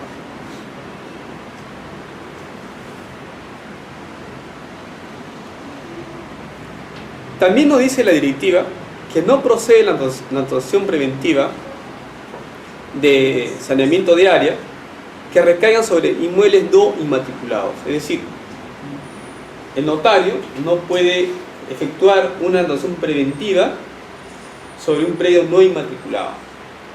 Si un predio no está inmatriculado, el notario no puede solicitar sobre eso una anotación preventiva. ¿Por qué? ¿Cómo va a haber una anotación preventiva si el predio todavía no está inmatriculado? Pero eso no quiere decir que el notario no tenga competencia para hacer perquisiciones adquisitivas de dominio sobre predios no inmatriculados. En provincia, en Churín, y he visto que varios notarios han hecho perquisición adquisitiva de dominio sobre predios no inmatriculados. O sea, vía perquisición adquisitiva de dominio sí se puede hacer una inmatriculación, ¿no? Es algo que ustedes tienen que tenerlo en cuenta. Pero la anotación preventiva sí no posee. No, recuerda que lo que busca la perquisición adquisitiva de dominio no es habilitar un lote, lo que busca es sanear el dominio. Por ejemplo, en el caso que yo les planteaba, si es que me piden hacer una perquisición adquisitiva, una partida registral, que exista una organización provisional con la antigua norma, lo único que yo consigo con la perquisición adquisitiva es hacer una independización, pero respetando la organización provisional. Es decir, la partida que yo genere va a ser una partida con independización provisional. Por el hecho que se haga la perquisición adquisitiva de dominio no significa que ese lote va a ser definitivo. Va a tener la misma característica que tiene la partida matriz. Lo que sanea la perquisición adquisitiva de dominio es el dominio, pero no sanea la habitación urbana. Sigue con su misma naturaleza, con su mismo carácter. Es algo que a veces los notarios no comprenden, no lo entienden. Porque igual puede variarse, más puede ampliarse las vías. Claro, en la recepción de obras puede modificarse también, así es. Una vez que está inscrito, podría ya la municipalidad, digamos, La habitación urbana de oficio, claro, así es. Además hay que tener en cuenta, dice, conforme al numeral 5.5, que tanto la segregación o desmembración del área en materia de declaración de perquisición adquisitiva, ¿no?, será efectuada por el mérito instrumento que lo contenga y no será necesaria la intervención de titulares registrales ni la verificación catastral de la segregación de desmembración. Bueno, ese es un caso más en perquisición, ¿no? Imagínense que siempre para hacer una independización yo necesito autorización municipal, pero en el caso de una independización por perquisición de dominio, yo no necesito que intervengan todos los titulares registrales, tampoco necesito que intervenga la municipalidad. Es un caso especial, ¿no?, que se permite.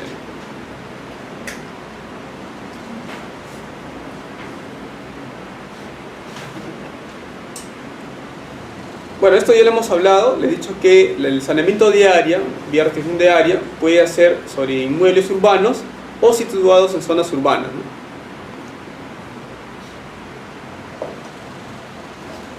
Dice, ¿ya qué pasaría si es que el notario está llevando a cabo el procedimiento notarial y si alguien se opone? Alguien presenta una oposición. Miren, la oposición debe presentarla al notario, no al registrador. Muchas veces ha pasado que estoy calificando un título en el cual ya existe una dotación preventiva y me llega una oposición. Entonces yo tengo que tachar esa oposición porque yo no voy a calificar la oposición. En todo caso, lo que tiene que hacer el usuario es presentar la oposición al notario. Y el notario es el que va a solicitar al registrador que levanten la anotación preventiva, sea de perquisición adquisitiva de dominio o sea de determinación de área y medidas perimétricas. Entonces, la oposición se presenta no al registrador, no al registro, sino al notario. Y el notario, en mérito de ese documento, a esa oposición, ya se va a tener que mandar un documento al registro, el notario, pidiendo que se levante la anotación preventiva. Una vez que se presenta la oposición ante el notario carece de competencia. Ya no puede seguir con el procedimiento notarial. ¿Por qué? Porque ha habido contención. Si es un asunto contencioso, ya le corresponde después decidir al respecto. Entonces es muy importante eso. Doctor, entonces, ¿por qué algunas notarías se abstienen de llevar ese procedimiento notarial? Ya, miren, yo les decía a ustedes que el tema de la perquisición adquisitiva de dominio, sobre todo en caso de bienes muebles, en caso de vehículos, es bien controversial. En caso de inmuebles también, porque muchas veces algunas personas utilizan el mecanismo de perquisición adquisitiva de dominio para adueñarse los inmuebles. Esa es la realidad. En la realidad en que vivimos, las personas no actúan de buena fe, invaden casas, se meten y luego van ante un notario y dicen que quieren que se declare propietario. Conocedores de esto, algunos notarios no quieren saber nada con la perquisición adquisitiva de dominio. ¿Por qué? Porque después, cuando regrese el verdadero propietario que está de viaje por ahí, de paseo por otros países, regresa y ya ve que hay una persona que está viviendo ahí y ve además que ya tiene inscrito su derecho, no se va a quedar tranquilo.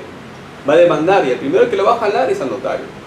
¿Por qué tú has declarado la prescripción de dominio? Pero doctor, ahí no se estaría discutiendo el derecho de reivindicación, que ya no podrías discutir si es que alguien ya adquirió el dominio.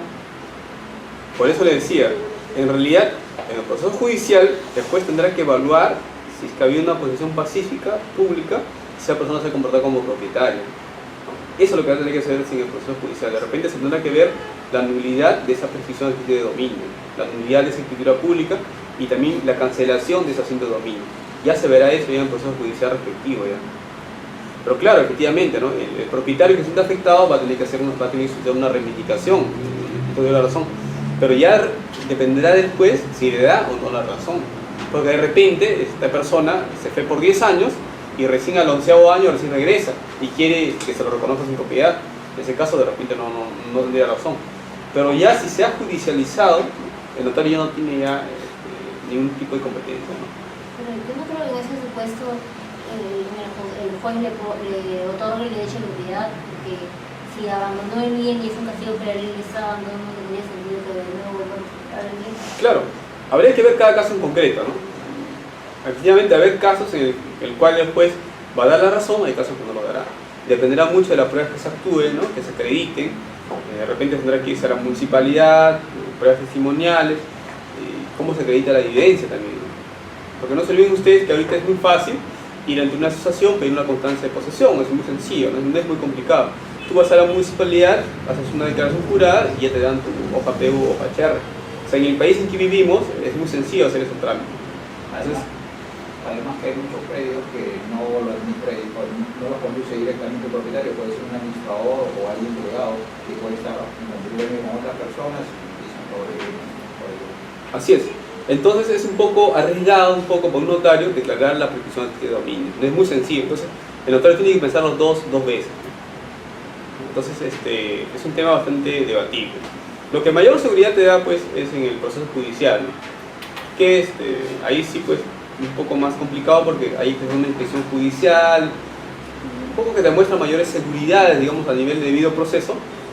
Un proceso judicial, si bien es más largo, pero te protege un poco más en lo que se refiere, ¿no? Porque el juez sí puede ver temas de fondo, ¿no? El juez sí puede declarar derechos, puede ver, como tú dices bien, la reivindicación, el derecho de propiedad, algo que no puede ver el notario, ¿no? Todo tiene sus ventajas y desventajas, efectivamente, ¿no?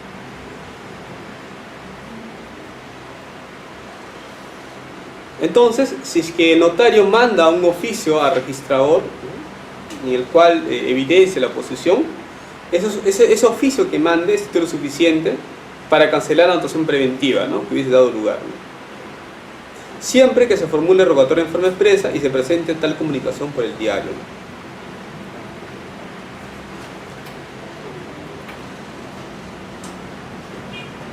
¿no? Hemos visto estos documentos. Es importante, no voy a olvidar, que los documentos que se presenten sean copias certificadas por el notario mismo, ¿ya? Eso es muy importante. Por ejemplo, cuando nosotros observamos un título, ¿ya? Y ellos nos traen la subsanación, no adjuntan el oficio al notario, se lo observa el título. ¿Por qué pedimos que exista un oficio notario siempre en las subsanaciones? Porque se supone que es el notario el que está llevando a cabo el procedimiento, ¿ya? Y los planos que presenten también tienen que ser en copias certificadas por el notario también. Por ejemplo, hoy día estaba viendo un título sobre prescripción de dominio y la subsanación que ellos hacían, lo hacían ante otro notario. Entonces le dije que no procede. Si tú has iniciado tu trámite de prescripción de dominio ante un notario, todos los trámites posteriores que tú hagas tienen que ser ante el mismo notario, ¿no? Ese es por un tema de procedimiento, ¿no? No se olviden de eso, por favor.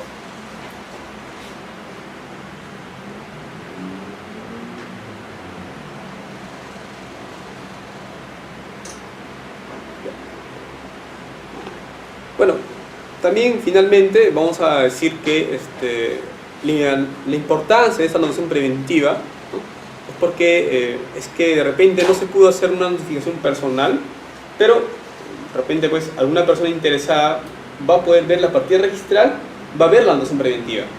Porque, seamos sinceros, ¿no? ¿Cuántos de ustedes leen su periódico y ven las anotaciones preventivas? Leen, es muy difícil.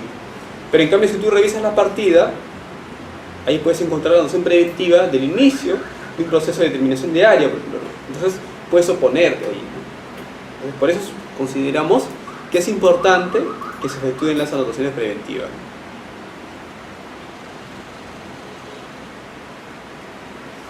Tenemos acá a unas resoluciones de tribunal registral que señalan que puede rectificarse el área, medidas perimétricas y linderos de un predio urbano mediante escritura pública cuando en el informe técnico se señala que no es posible determinar la inexistencia de proposiciones. Bueno, ese es un caso límite, ¿no? Imaginemos que presentan un título para rectificación de área y tú le mandas a Catastro los planos. Y Catastro te hace un informe y dice: señor registrador, yo no sé si hay superposiciones, yo no lo puedo determinar, porque conforme a la base gráfica que yo tengo, no están muy actualizadas, y yo no sé si habrá superposiciones. El tribunal dice que en ese caso procede la rectificación de área. Es una posición, como decía, que ha asumido el tribunal registral.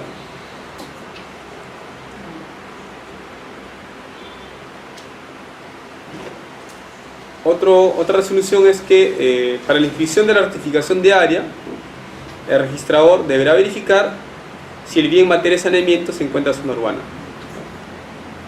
En realidad es una regla, ¿no? Que tú verifiques siempre que esté en zona urbana. En caso que no esté en zona urbana, sea un predio rústico, tendrás que pedirle pues que te acrediten la calidad de urbano, ¿no? Con un certificado de zonificación y vía. Otra resolución, la 187/2010, que dice que puede hacerse la rectificación de áreas por mutuo acuerdo, así genere su proposición con los predios colindantes. Pero es importante que intervengan los titulares registrales de los predios colindantes afectados, ¿no?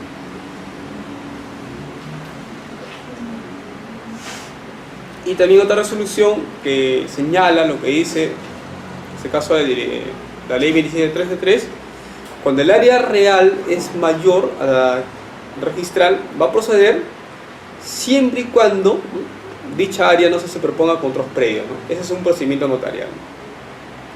Bien, ¿alguna pregunta sobre el procedimiento notarial les ha quedado claro?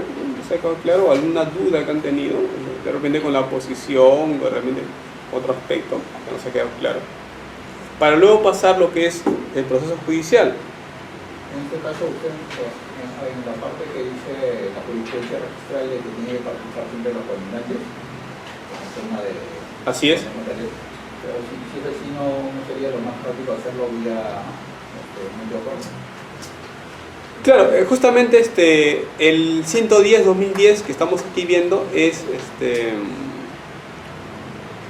se supone, bueno, en este caso se han seguido un procedimiento notarial, ¿no? Se ha seguido un procedimiento notarial, pero aquí no hay superposición con otros predios. Claro, lo ideal, para mí, lo ideal en estos tres tipos de rectificaciones, judicial, lo que es notarial, es por mutuo acuerdo, ¿no? Me da mayor seguridad porque están interviniendo los titulares de los predios colindantes. Es decir, es un acuerdo pacífico.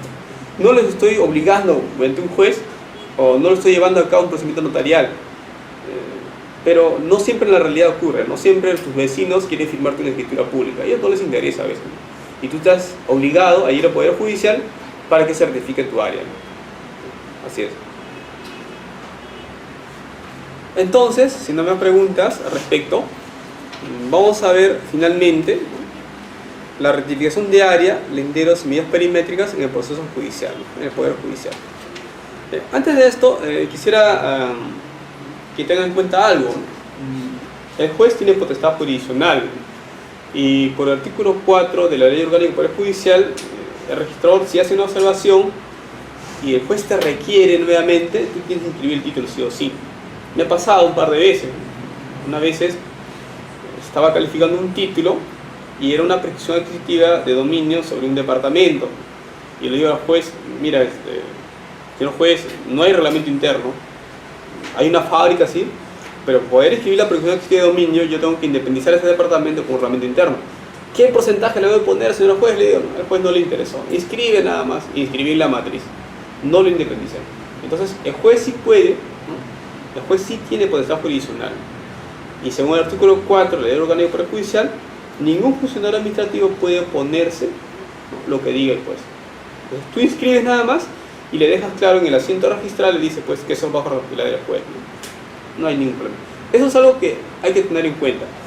Esa potestad no lo tienen los notarios, ¿no? O sea, los notarios te pueden varias veces requerir y tú puedes seguir observando, o sea, no va a haber ningún problema en ese sentido, ¿no? Pero claro, si ellos apelan, van al tribunal registral, el tribunal registral sí pues, puede ordenarte que tú le inscribas, ¿no? Y tú tienes que hacerlo sí o sí. Esa es una primera tingencia. Bien, miren, la ratificación de área que señala en el Código Procesal Civil se refiere a un proceso contencioso. En este caso es un proceso abreviado. Esa es la primera línea para diferenciarla con un asunto no contencioso. Los notarios conocen cuando no hay litigio, cuando hay un conflicto de intereses, supuestamente. Ya atrás ha quedado un poco el tema que si la norma de la 27157 es constitucional o inconstitucional, porque había algunos autores que decían que tanto los asuntos no contenciosos, que están regulados ahora por la ley 373, eran inconstitucionales, decían. O sea, el argumento que ellos tenían era que en toda protección de dominio, en toda región de área, siempre debe haber conflicto. Por lo tanto, esos asuntos en realidad no eran no contenciosos y que solamente podían ser vistos por el juez. Pero ya ese tema ha sido superado, ¿no? Ahora la mayoría acepta pues que existen procedimientos notariales, existen procesos judiciales y también existe una rectificación por mutuo acuerdo, ¿no? Ya no se discute mucho ese tema, ¿no? Pero al inicio sí, cuando salió la norma, la ley, empezaron a decir que era algo inconstitucional y que los notarios no tenían competencia para ver la persecución de dominio y tampoco pues para ver estos asuntos de rectificación de áreas. Entonces, en el proceso judicial, ¿no?, es importante que ustedes señalen, ¿no?, en la demanda, que se tiene que indicar, en primer lugar, cuáles son los linderos y medidas perimétricas, ¿no? Ahora, ¿quién puede solicitarlo? Puede solicitarlo un propietario o un poseedor para que se rectifiquen el área, los linderos y medidas perimétricas. Entonces, según el Código Procesal Civil, ¿no?, un poseedor también pudiera demandar, en este caso, ¿no?, la rectificación de área, ¿no? O sea, el Código Procesal Civil es más amplio en ese sentido, ¿no? Por ejemplo, un poseedor no podría reclamar, no podría... Ante un notario. Un notario. No, tendría que, a menos que lo haga simultáneamente la perquisición de dominio y haga la rectificación de área, ¿no? Pero a nivel judicial, a menos que el Código Procesal Civil sí le reconoce derechos al poseedor. Otro aspecto importante del Código Procesal Civil señala que se tiene que describir el bien, ¿no?, con la mayor exactitud. Aquí hay un error bastante que cometen los jueces con respecto a los planos. Una vez que nos reunimos nosotros, tuvimos una reunión con los jueces ahora último en este año, nos reunieron los registradores con los jueces, y era justamente ver ese aspecto, ¿no? Ellos querían saber por qué observaban muchos subtítulos y cómo era la manera pues de coordinar, ¿no? Entonces, el problema que se veía acá era con el tema de los planos. ¿Qué pasaba? Cuando nosotros preguntamos a los jueces, le decíamos, ¿qué pasa con los planos? ¿Ustedes revisan los planos? No. Los demandantes presentan los planos, son elaborados por ingenieros particulares y punto, se acabó. Nosotros emitimos la demanda. Yo decía que esa forma de actuación no estaba bien, porque los planos tienen que tener ciertas características para que puedan ser después ingresadas a registros públicos. Esos planos tendrían que tener coordenadas UTM en primer lugar, ¿no? Y ellos decían, no, patrón es suficiente que esté avisado por la municipalidad y punto, se acabó. ¿Qué sucedía? Si un juez declara, por ejemplo, la rectificación de área, llega a registros públicos ese título, tú lo mandas a Catastro y Catastro no lo puede determinar. ¿Por qué? Porque esos planos no tienen las coordenadas correctas. Al no tener la base gráfica correcta, no se va a poder pronunciar de Catastro. Y, por lo tanto, han seguido todo un proceso judicial y al final se tornan inimputables. Si Catastro no puede determinar si ese área que se va a rectificar corresponde a nuestra partida, ¿cómo voy a hacer la rectificación? Hay un problema ahí. Entonces, se le conversó con ellos, se les dijo pues que lean muy bien su ley 28294, ¿no?, en el cual señala que los planos tienen que ser pues coordenadas UTM, ¿no? Es importante eso. Y otro aspecto también que cuando conversamos con ellos era lo referente a los cambios de titularidades. ¿Qué sucedía? Muchas veces los demandantes eran unas personas, pero cuando ya se va a inscribir la sentencia, habían cambiado de titularidad. Es que como el registro es muy dinámico, la misma persona que demandó, imagínense que ustedes demandan a X, digamos, pero cuando se va a inscribir la sentencia, X ya no es propietario ya, sino, digamos que es Z. Ese título ya no va a ingresar al registro público. Entonces, en todo caso se le solicitaba, ¿no?, que los jueces también, en este caso, concedan medidas cautelares a la adopción de demanda para cautelar ese futuro proceso, ¿no? Y muchas veces las partes no lo hacen, ¿no? Las partes no hacen adopciones de demanda. Entonces, en realidad, nosotros consideramos que cuando se va a hacer un trámite de rectificación de área en el proceso judicial, los planos tienen que coordinar su TM y se tienen que escribir con mayor exactitud posible, ¿no? Pero en las municipalidades no todas piden que los planos sean UTM, creo que tienen otro sistema. Así es. Así es. Es un problema, sí. En realidad, ayer justo, no, el día que no vine al evento con ustedes, tuve una conferencia, ¿no? En este caso fue en otro lugar, en el Instituto Ribagüero, y había varios urbanistas, varios arquitectos, y justamente hablaban de eso, ¿no? Que decía el 40%, el 60% de los alcaldes no tenían secundaria completa, ¿no?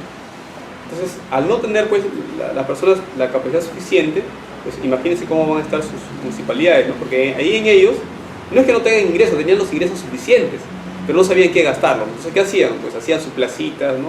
Otras cosas más, pero no se preocupaban del tema de fondo, que es cómo planificar para el crecimiento de una ciudad, ¿no? De aquí a 10 años, cómo puedo hacer por que esa ciudad mejore, ¿no? Entonces, el problema va por ahí, ¿no?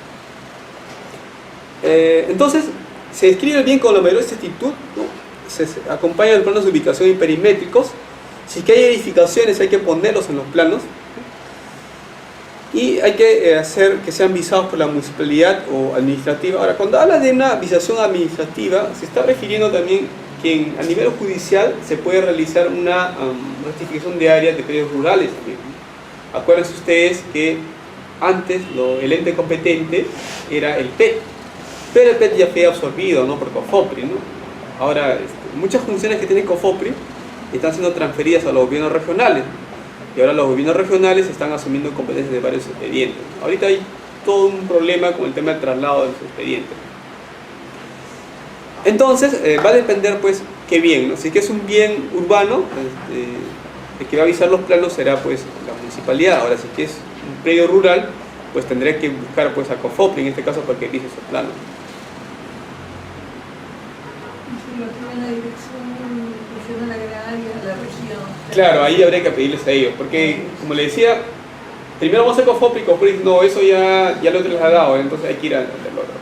Hay todo un problema porque a veces ellos niegan, dicen, no, eso no es mi competencia, vayan a hacer COFOPRI. Hay todo un problema ahí, entonces, ojalá que eso se solucione pronto, porque son los usuarios los que más son perjudicados, porque a veces llega el registro y un registrador dice, no, tu plano tiene que ser visado por COFOPRI, y la rechazan, y otro registrador puede decir, no, que tu plano sea visado por el gobierno regional. Es todo un problema en realidad, ¿sabes?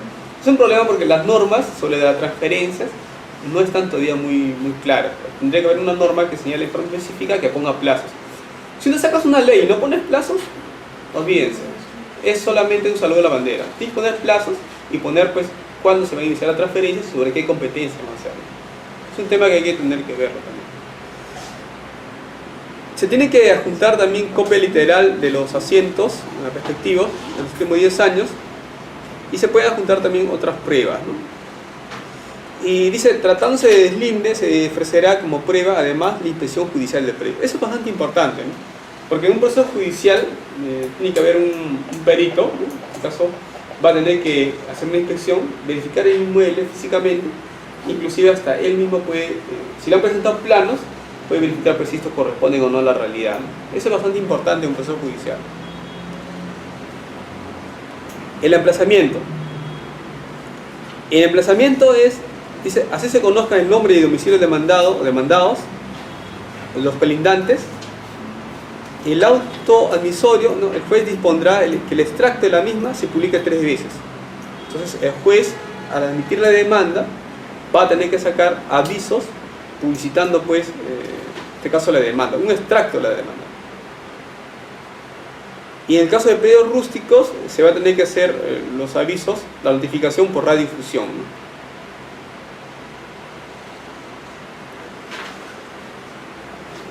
¿Puede intervenir el Ministerio Público en un proceso de determinación de áreas, en un proceso judicial? Sí puede intervenir, ¿no? Por ejemplo, cuando el emplazado ha sido declarado en rebeldía, se solicita el dictamen del Ministerio Público, ¿no? En caso que no hay apelación, porque imagínense que el dictamen del Ministerio Público fuese contrario a la pretensión demandada, se puede solicitar en consulta a la Corte Superior. Vamos a ver ahora, finalmente, otro tipo de rectificación. Es la llamada rectificación por error de cálculo. Es otro tipo de rectificación que está referido solamente a la rectificación del área nada más. Es decir, si entiendo una rectificación por error de cálculo, yo voy a rectificar solamente el área. No puedo rectificar los linderos y medidas perimétricas. Eso es algo muy importante, con lo cual se puede diferenciar de los demás mecanismos de rectificación de área. Por un procedimiento notarial yo puedo determinar linderos, por un procedimiento judicial puedo hacerlo, por mutuo acuerdo puedo hacerlo, pero por una rectificación por error de cálculo no lo puedo hacer. Solamente puedo verificar el área nomás. ¿Cuál es el supuesto? Es el siguiente, miren. Tengo un inmueble acá, ¿no? Este inmueble mide 40 metros, ¿no? Y digamos acá 20, ¿no?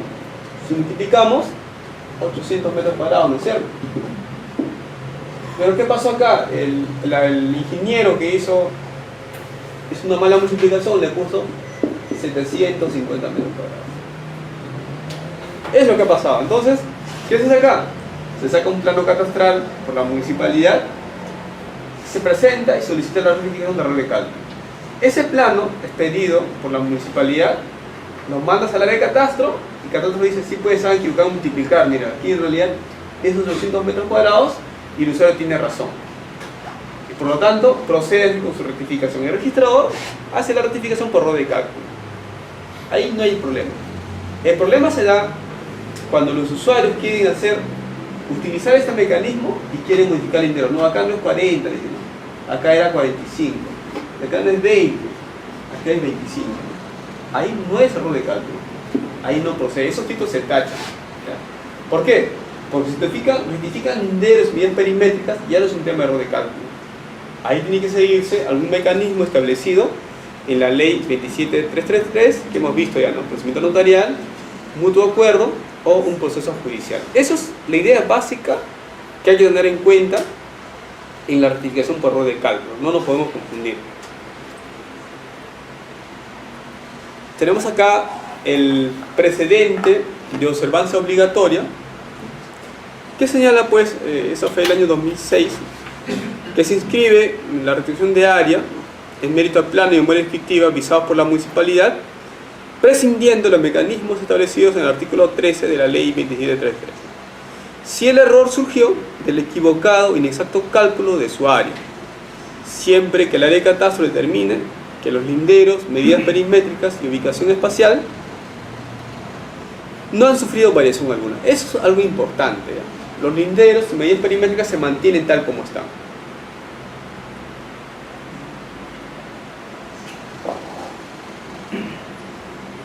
Tenemos otro precedente que ha sido publicado en este año, el 7 de enero de 2014, que dice lo siguiente: no procede la rectificación de área con la sola presentación del plano visado por la municipalidad en supuestos distintos al error de cálculo. ¿Qué pasa? Miren, como los usuarios vieron que se podía hacer rectificaciones de área por planos visados por la municipalidad, empezaron a emplearlo de forma abusiva y querían que todos lo rectifiquen por planos visados por la municipalidad. O sea, yo entiendo, ¿no? En una economía de mercado se quiere evitar, pues, los costos de transacción. Entonces, es lógico, pues, ¿para qué voy a irme a un notario que me genera costos? ¿Para qué voy a irme a poder judicial fácil, pues voy a la multiplicar, voy a usar mis planos y con eso hago la rectificación. Y había ciertas resoluciones que sí permitían, ciertas resoluciones del tribunal que sí permitían hacer ese tipo de rectificaciones. Yo he visto inclusive ciertas inscripciones ordenadas por el tribunal registral que se hacían de esa forma, es decir, modificaban linderos, medidas perimétricas, y el argumento era pues que la municipalidad tiene la potestad, ¿no?, de verificar, en este caso, pues la zonificación, ¿no? Pero en realidad estaban pues contraviniendo el precedente anterior, que es por la resolución de error de cálculo, ¿no? Por eso que este precedente saca el tema y dice, un momentito, no vas a rectificar mi área con la presentación solamente de un plano visado por la municipalidad en supuestos distintos al error de cálculo. Es decir, con este precedente se zanja el tema y dice, si tú quieres hacer tu rectificación de error en supuestos distintos al error de cálculo, tienes que seguir algún mecanismo establecido en la ley 27333. Entonces, yo estoy de acuerdo con este precedente, porque se ha estado mal utilizando, como decía. Presentaban su plano visado por la municipalidad y con eso querían que lo rectifiques tú los linderos, medidas perimétricas, inclusive el área, ¿no? Entonces, este precedente es lo que señala eso. Lo bueno también de este precedente es que dice que la rectificación de error de cálculo se va a presentar también para predios rurales, ¿no? Y en la parte final dice, no procede la rectificación por error de cálculo si el área de catastro no puede determinar si los linderos, medidas perimétricas y ubicación espacial del predio han sufrido variación.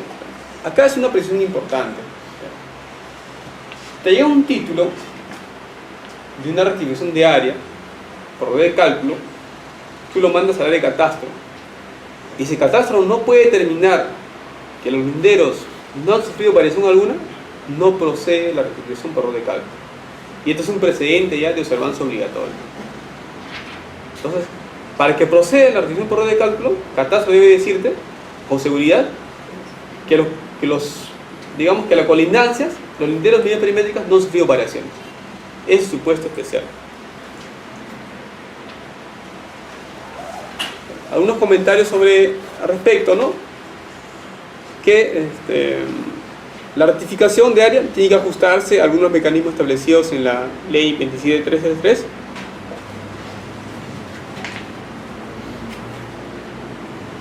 Y además que este precedente pues permite la rectificación en predios rurales, ¿no? Una rectificación de error de cálculo en predios rurales, ¿no?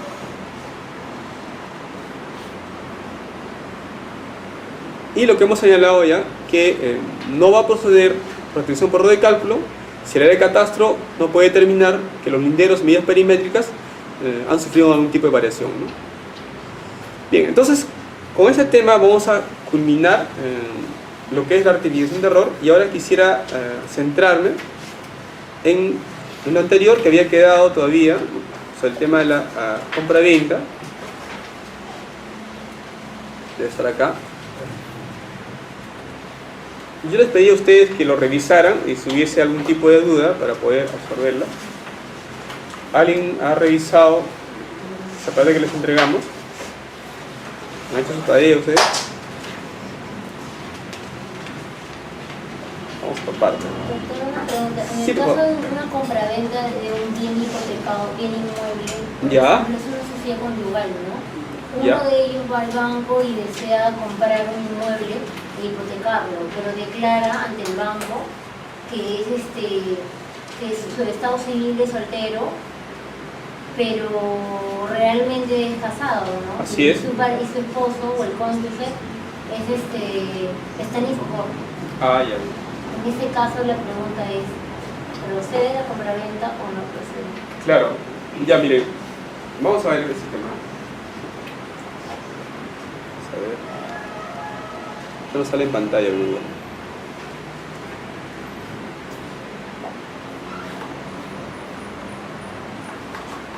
Pueden ver ahí, ¿no? Ya. Otorgamiento de escritura pública de venta de bien por quien aparecía en registros como soltero. Ya. El caso que plantea su compañera, lea ustedes, es lo siguiente.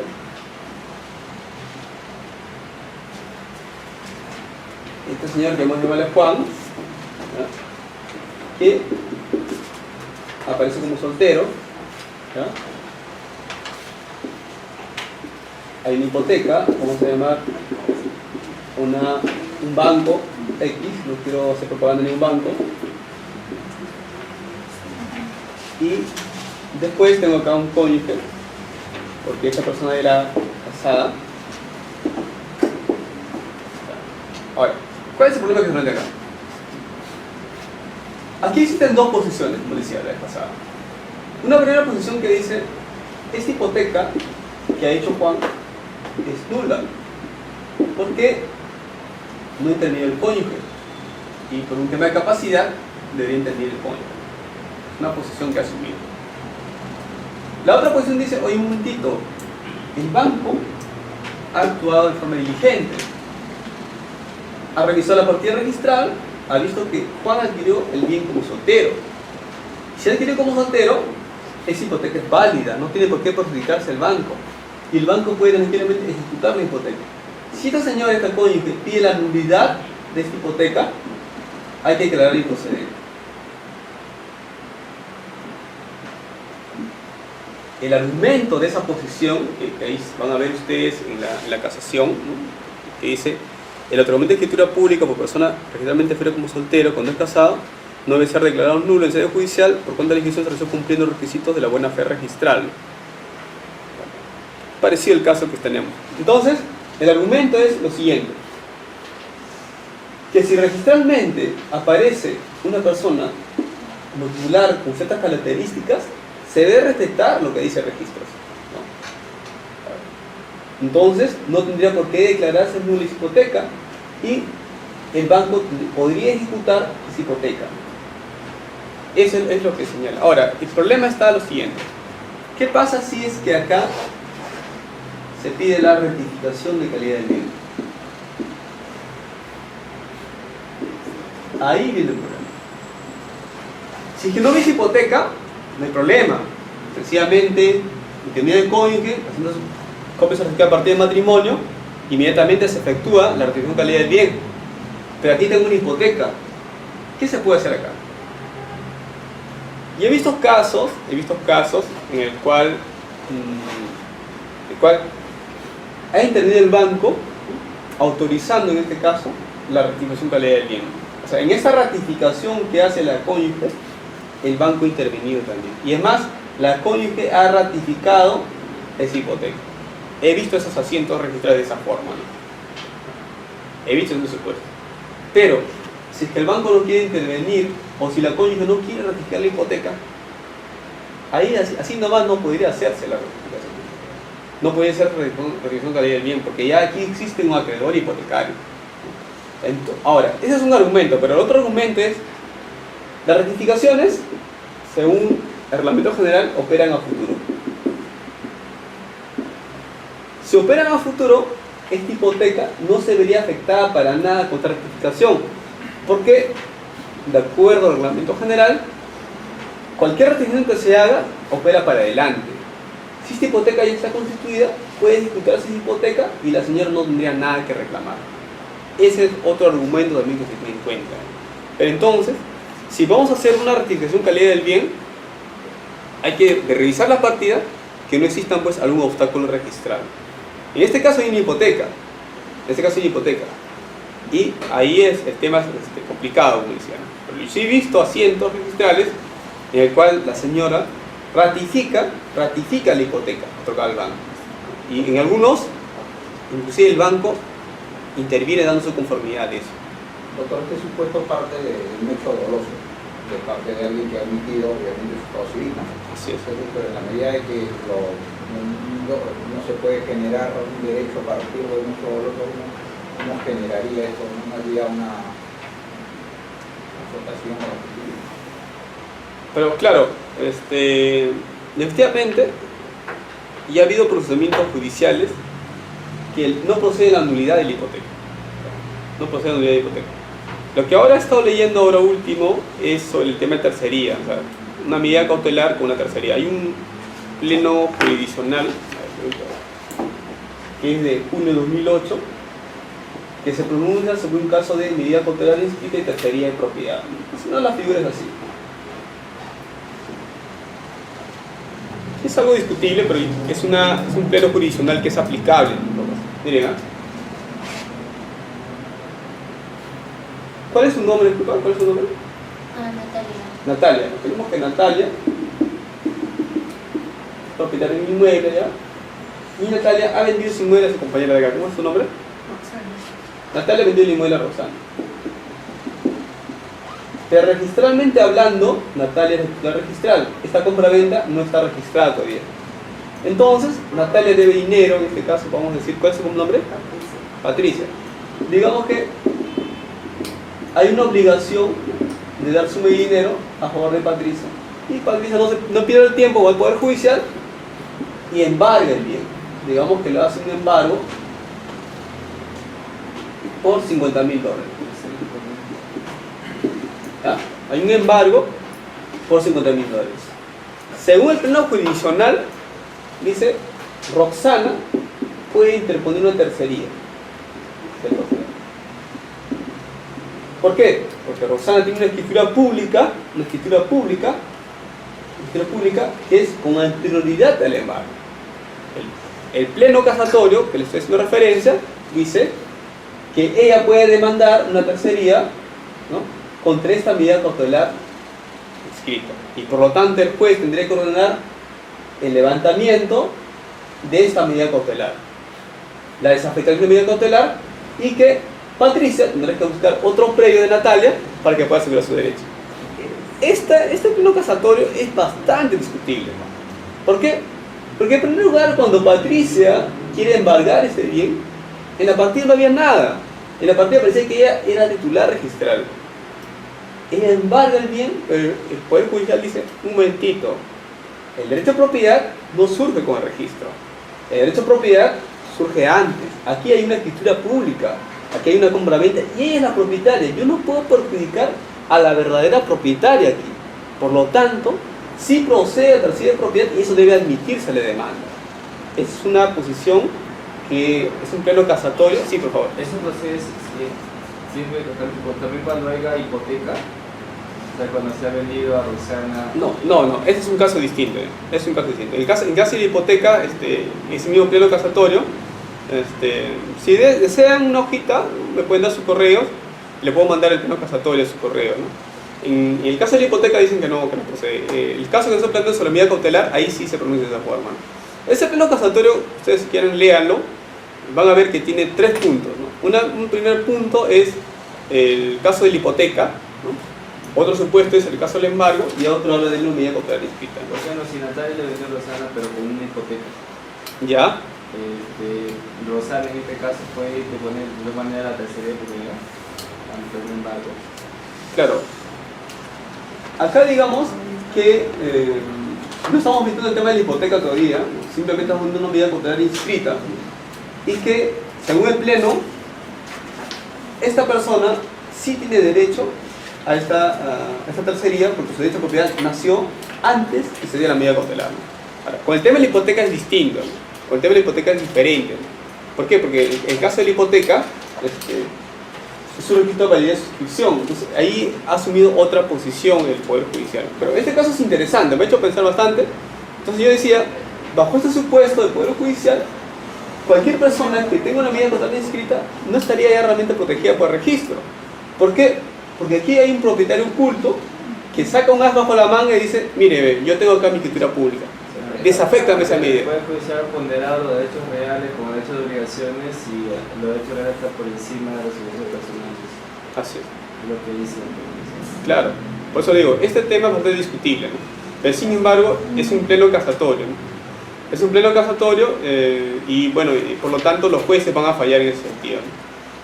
Entonces hay que tener mucho cuidado, ¿no? Hay que revisar también las casaciones existentes al respecto, ¿no? Entonces, otra pregunta. Sí. Lo que no me quedó bien claro el día de ayer fue que en las notarías, o sea, las municipalidades le envían toda la información que tienen, le envían la información completa a RENIEC y como las municipalidades tienen una casa RENIEC, ¿pueden averiguar el estado verdadero civil de la persona o cómo se ve? Ya, miren, los notarios actualmente tienen un convenio celebrado por RENIEC. Es más, En la ley de notariado, el 1049, se establece la obligación del notario verificar la RNIEC. ¿Por qué? Ha habido muchos casos de suplantaciones. Hay personas que tú te pierdes tu DNI, se buscan a alguien parecido a ti, pegan tu foto y otro nombre y van, hacen contrato. O si no, simplemente buscan a alguien parecido. Entonces, ha ocurrido con muchos notarios. Entonces, para evitarse eso, lo que ahora ellos hacen es verificar tu rostro con lo que aparece en la RNIEC. Tu rostro, si aparece, que coincide con el nombre que está ahí, con eso estamos tratando de evitar. ¿Disculpe? Inclusive la huella también. Así, la huella. Claro, así es. Entonces, ahora se está poniendo eso, pero ha sido materia de cuestionamiento. ¿Por qué? Porque esa base de datos que hay en la RNIEC no es muy exacta. Entonces hay algunos notarios que han dicho, a ver, vamos a probar tu base de datos. Y han sacado casos de homonimia, que no han coincidido la huella con el nombre. Y se han querido bajar esa parte de la discusión normativa. Entonces tampoco es 100% seguro lo que dice la RNIEC.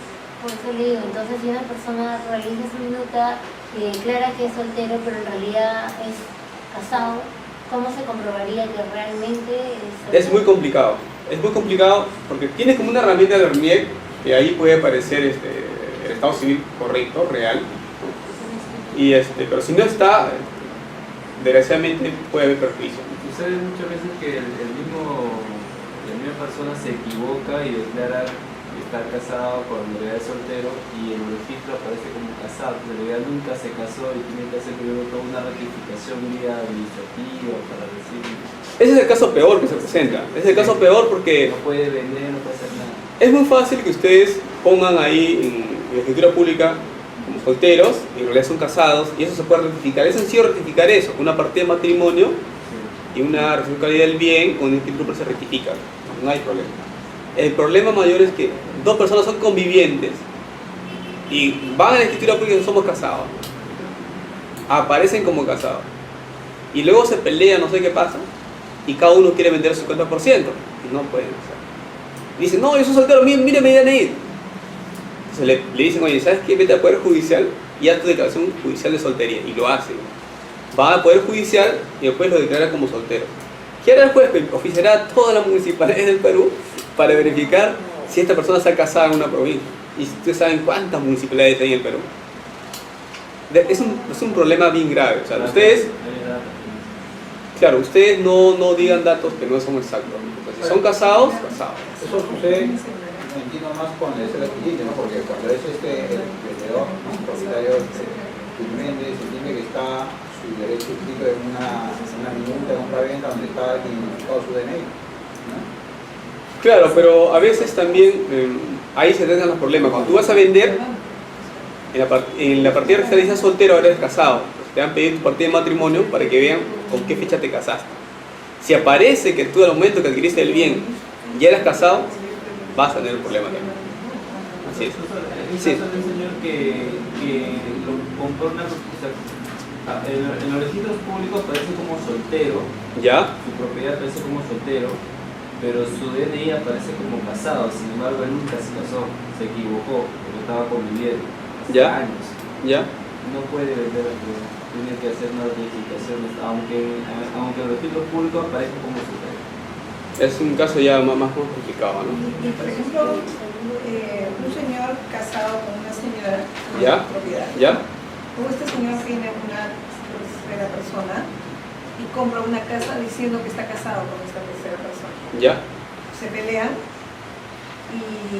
pero como aquí dice que está casado con esta tercera persona, bastaría que presente la partida de matrimonio con esta persona. Mira, hay casos en el cual hay diversos matrimonios realizados. Ya, imagínense, una persona se casó en Lima con A, se fue a provincia, se casó con otra, ese es un caso más complicado. Entonces, en ese caso hay que aplicar las reglas del Código Civil, el matrimonio, cuáles son nulos, cuáles son válidos. Y ahí sí se complica un poco, porque ahí no se puede determinar exactamente a quién le corresponde el bien o qué esposa le correspondería el bien.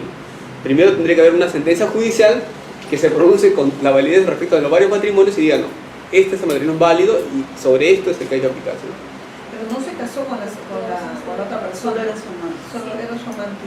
Ah, no, si era su amante no tendría menos... Pero sí hay una escritura pública donde decía que compraba un bien. Hay que pedir ahí la nulidad de esa escritura pública, porque no habría pues una sociedad conyugal estrictamente, ¿no? Porque había Pero entonces habría una copropiedad, pues, ¿no? Habría una copropiedad, la sociedad conyugal de él con su esposa verdadera, digamos, con la esposa real, y más la amante que sería una copropietaria más. O sea, habría una especie de copropiedad, ¿no? Bien. Bien, señores, entonces, ¿alguna otra pregunta más? Con respecto a la compra-venta de propiedad en el mandato sin representación. Ah, ya, es un caso muy interesante. Vamos a retroceder allá. Vamos a retroceder.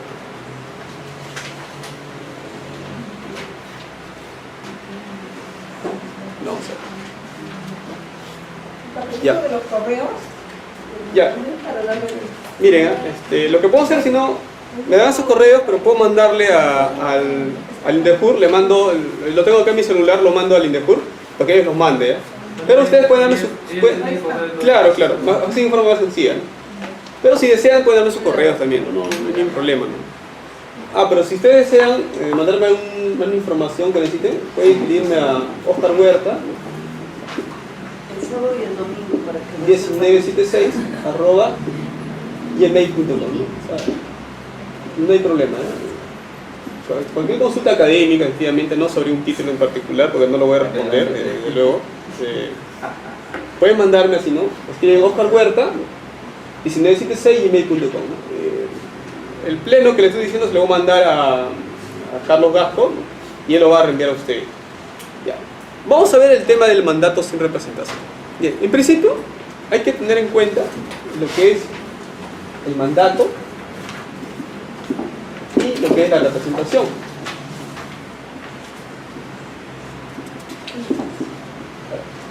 Eso está muy relacionado con el poder. Mientras que el poder es un acto jurídico de apoderamiento, un acto jurídico unilateral, el mandato, en cambio, es un contrato, ¿no es cierto? ¿El mandato puede generar representación? Sí. ¿El poder genera representación? Sí. Pero puede haber un mandato con representación directa y sin representación. No sé si me deja entender. Miren, ¿eh? Vamos a poner ejemplos acá.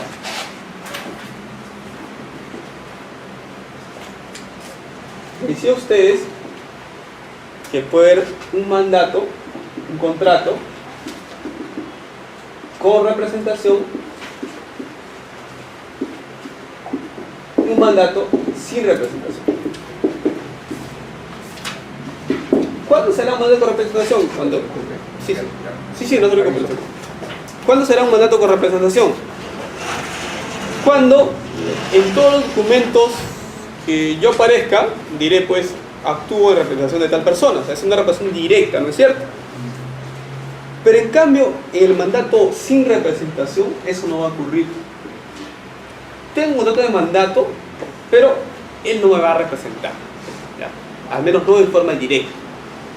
Entonces, imaginemos que tengo A, tengo B. A está actuando por mandato, pero está actuando un mandato sin representación, pero de C. O sea, entre ellos dos hay un contrato de mandato, solamente que es un contrato de mandato sin representación. Cuando intervenga A, dirá, yo intervengo como A. No va a mencionar para nada a C. Por lo tanto, si A y B hacen un contrato, ¿no? Y digamos que A viene a ser titular, ¿no? Aquí hay un derecho, para que se pueda escribir el dominio a favor de C, tiene que haber un contrato, una transferencia de A hacia C todavía. ¿Por qué? Porque es un mandato sin representación. Entonces, dirá pues C hará con A una escritura pública en la cual los dos firmen, en la cual exista una declaración, ¿no?, de verdadero comprador. Entonces ahí no habrá ningún problema, porque se reconocerá que el verdadero propietario, el verdadero comprador era así.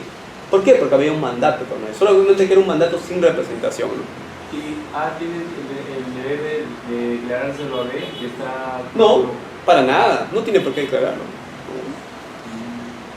No tiene por qué. Eso se utiliza mucho en las empresas, tienen esta estrategia, lo hacen de esa forma. No tienes por qué declararlo. Tú puedes comprar y negociar con quien quieras. Y tú sabes, ¿no?, que hay un contrato que tienes con otra persona. Y tú sabes que ese bien, en realidad, el dinero que te ha dado por comprar ese bien es otra persona. Y luego, pues, tú vas a hacer una escritura pública por la cual le vas a transferir a C. Son dos transferencias. Por ese contrato de mandato A está obligado a Ah, transferir. así es. por ese contrato, justamente ese mandato es la garantía que tú tienes que ese dinero pues no se vaya a quedar él, que ese bien no se vaya a quedar él. Algo como un tercero. Así es. No lo puede vender un tercero. Tiene que darte a ti. Como un tercero, como un mediador. Así es. Un Así es. testaferro. ¿Disculpa? Un testaferro. No suena muy feo esa palabra, no me gusta utilizarla. Un agente inmobiliario. Claro, mejor digamos un agente inmobiliario, un intermediario. Es más bonito, más elegante, ¿no? Claro. Bien, eso sería en este aspecto. Bueno, señores, esto ha sido todo por ahora. De repente más adelante nos vamos a volver a reunir. Muchas gracias. Ya será para una próxima oportunidad, ¿no? Gracias, señores. Nos vemos.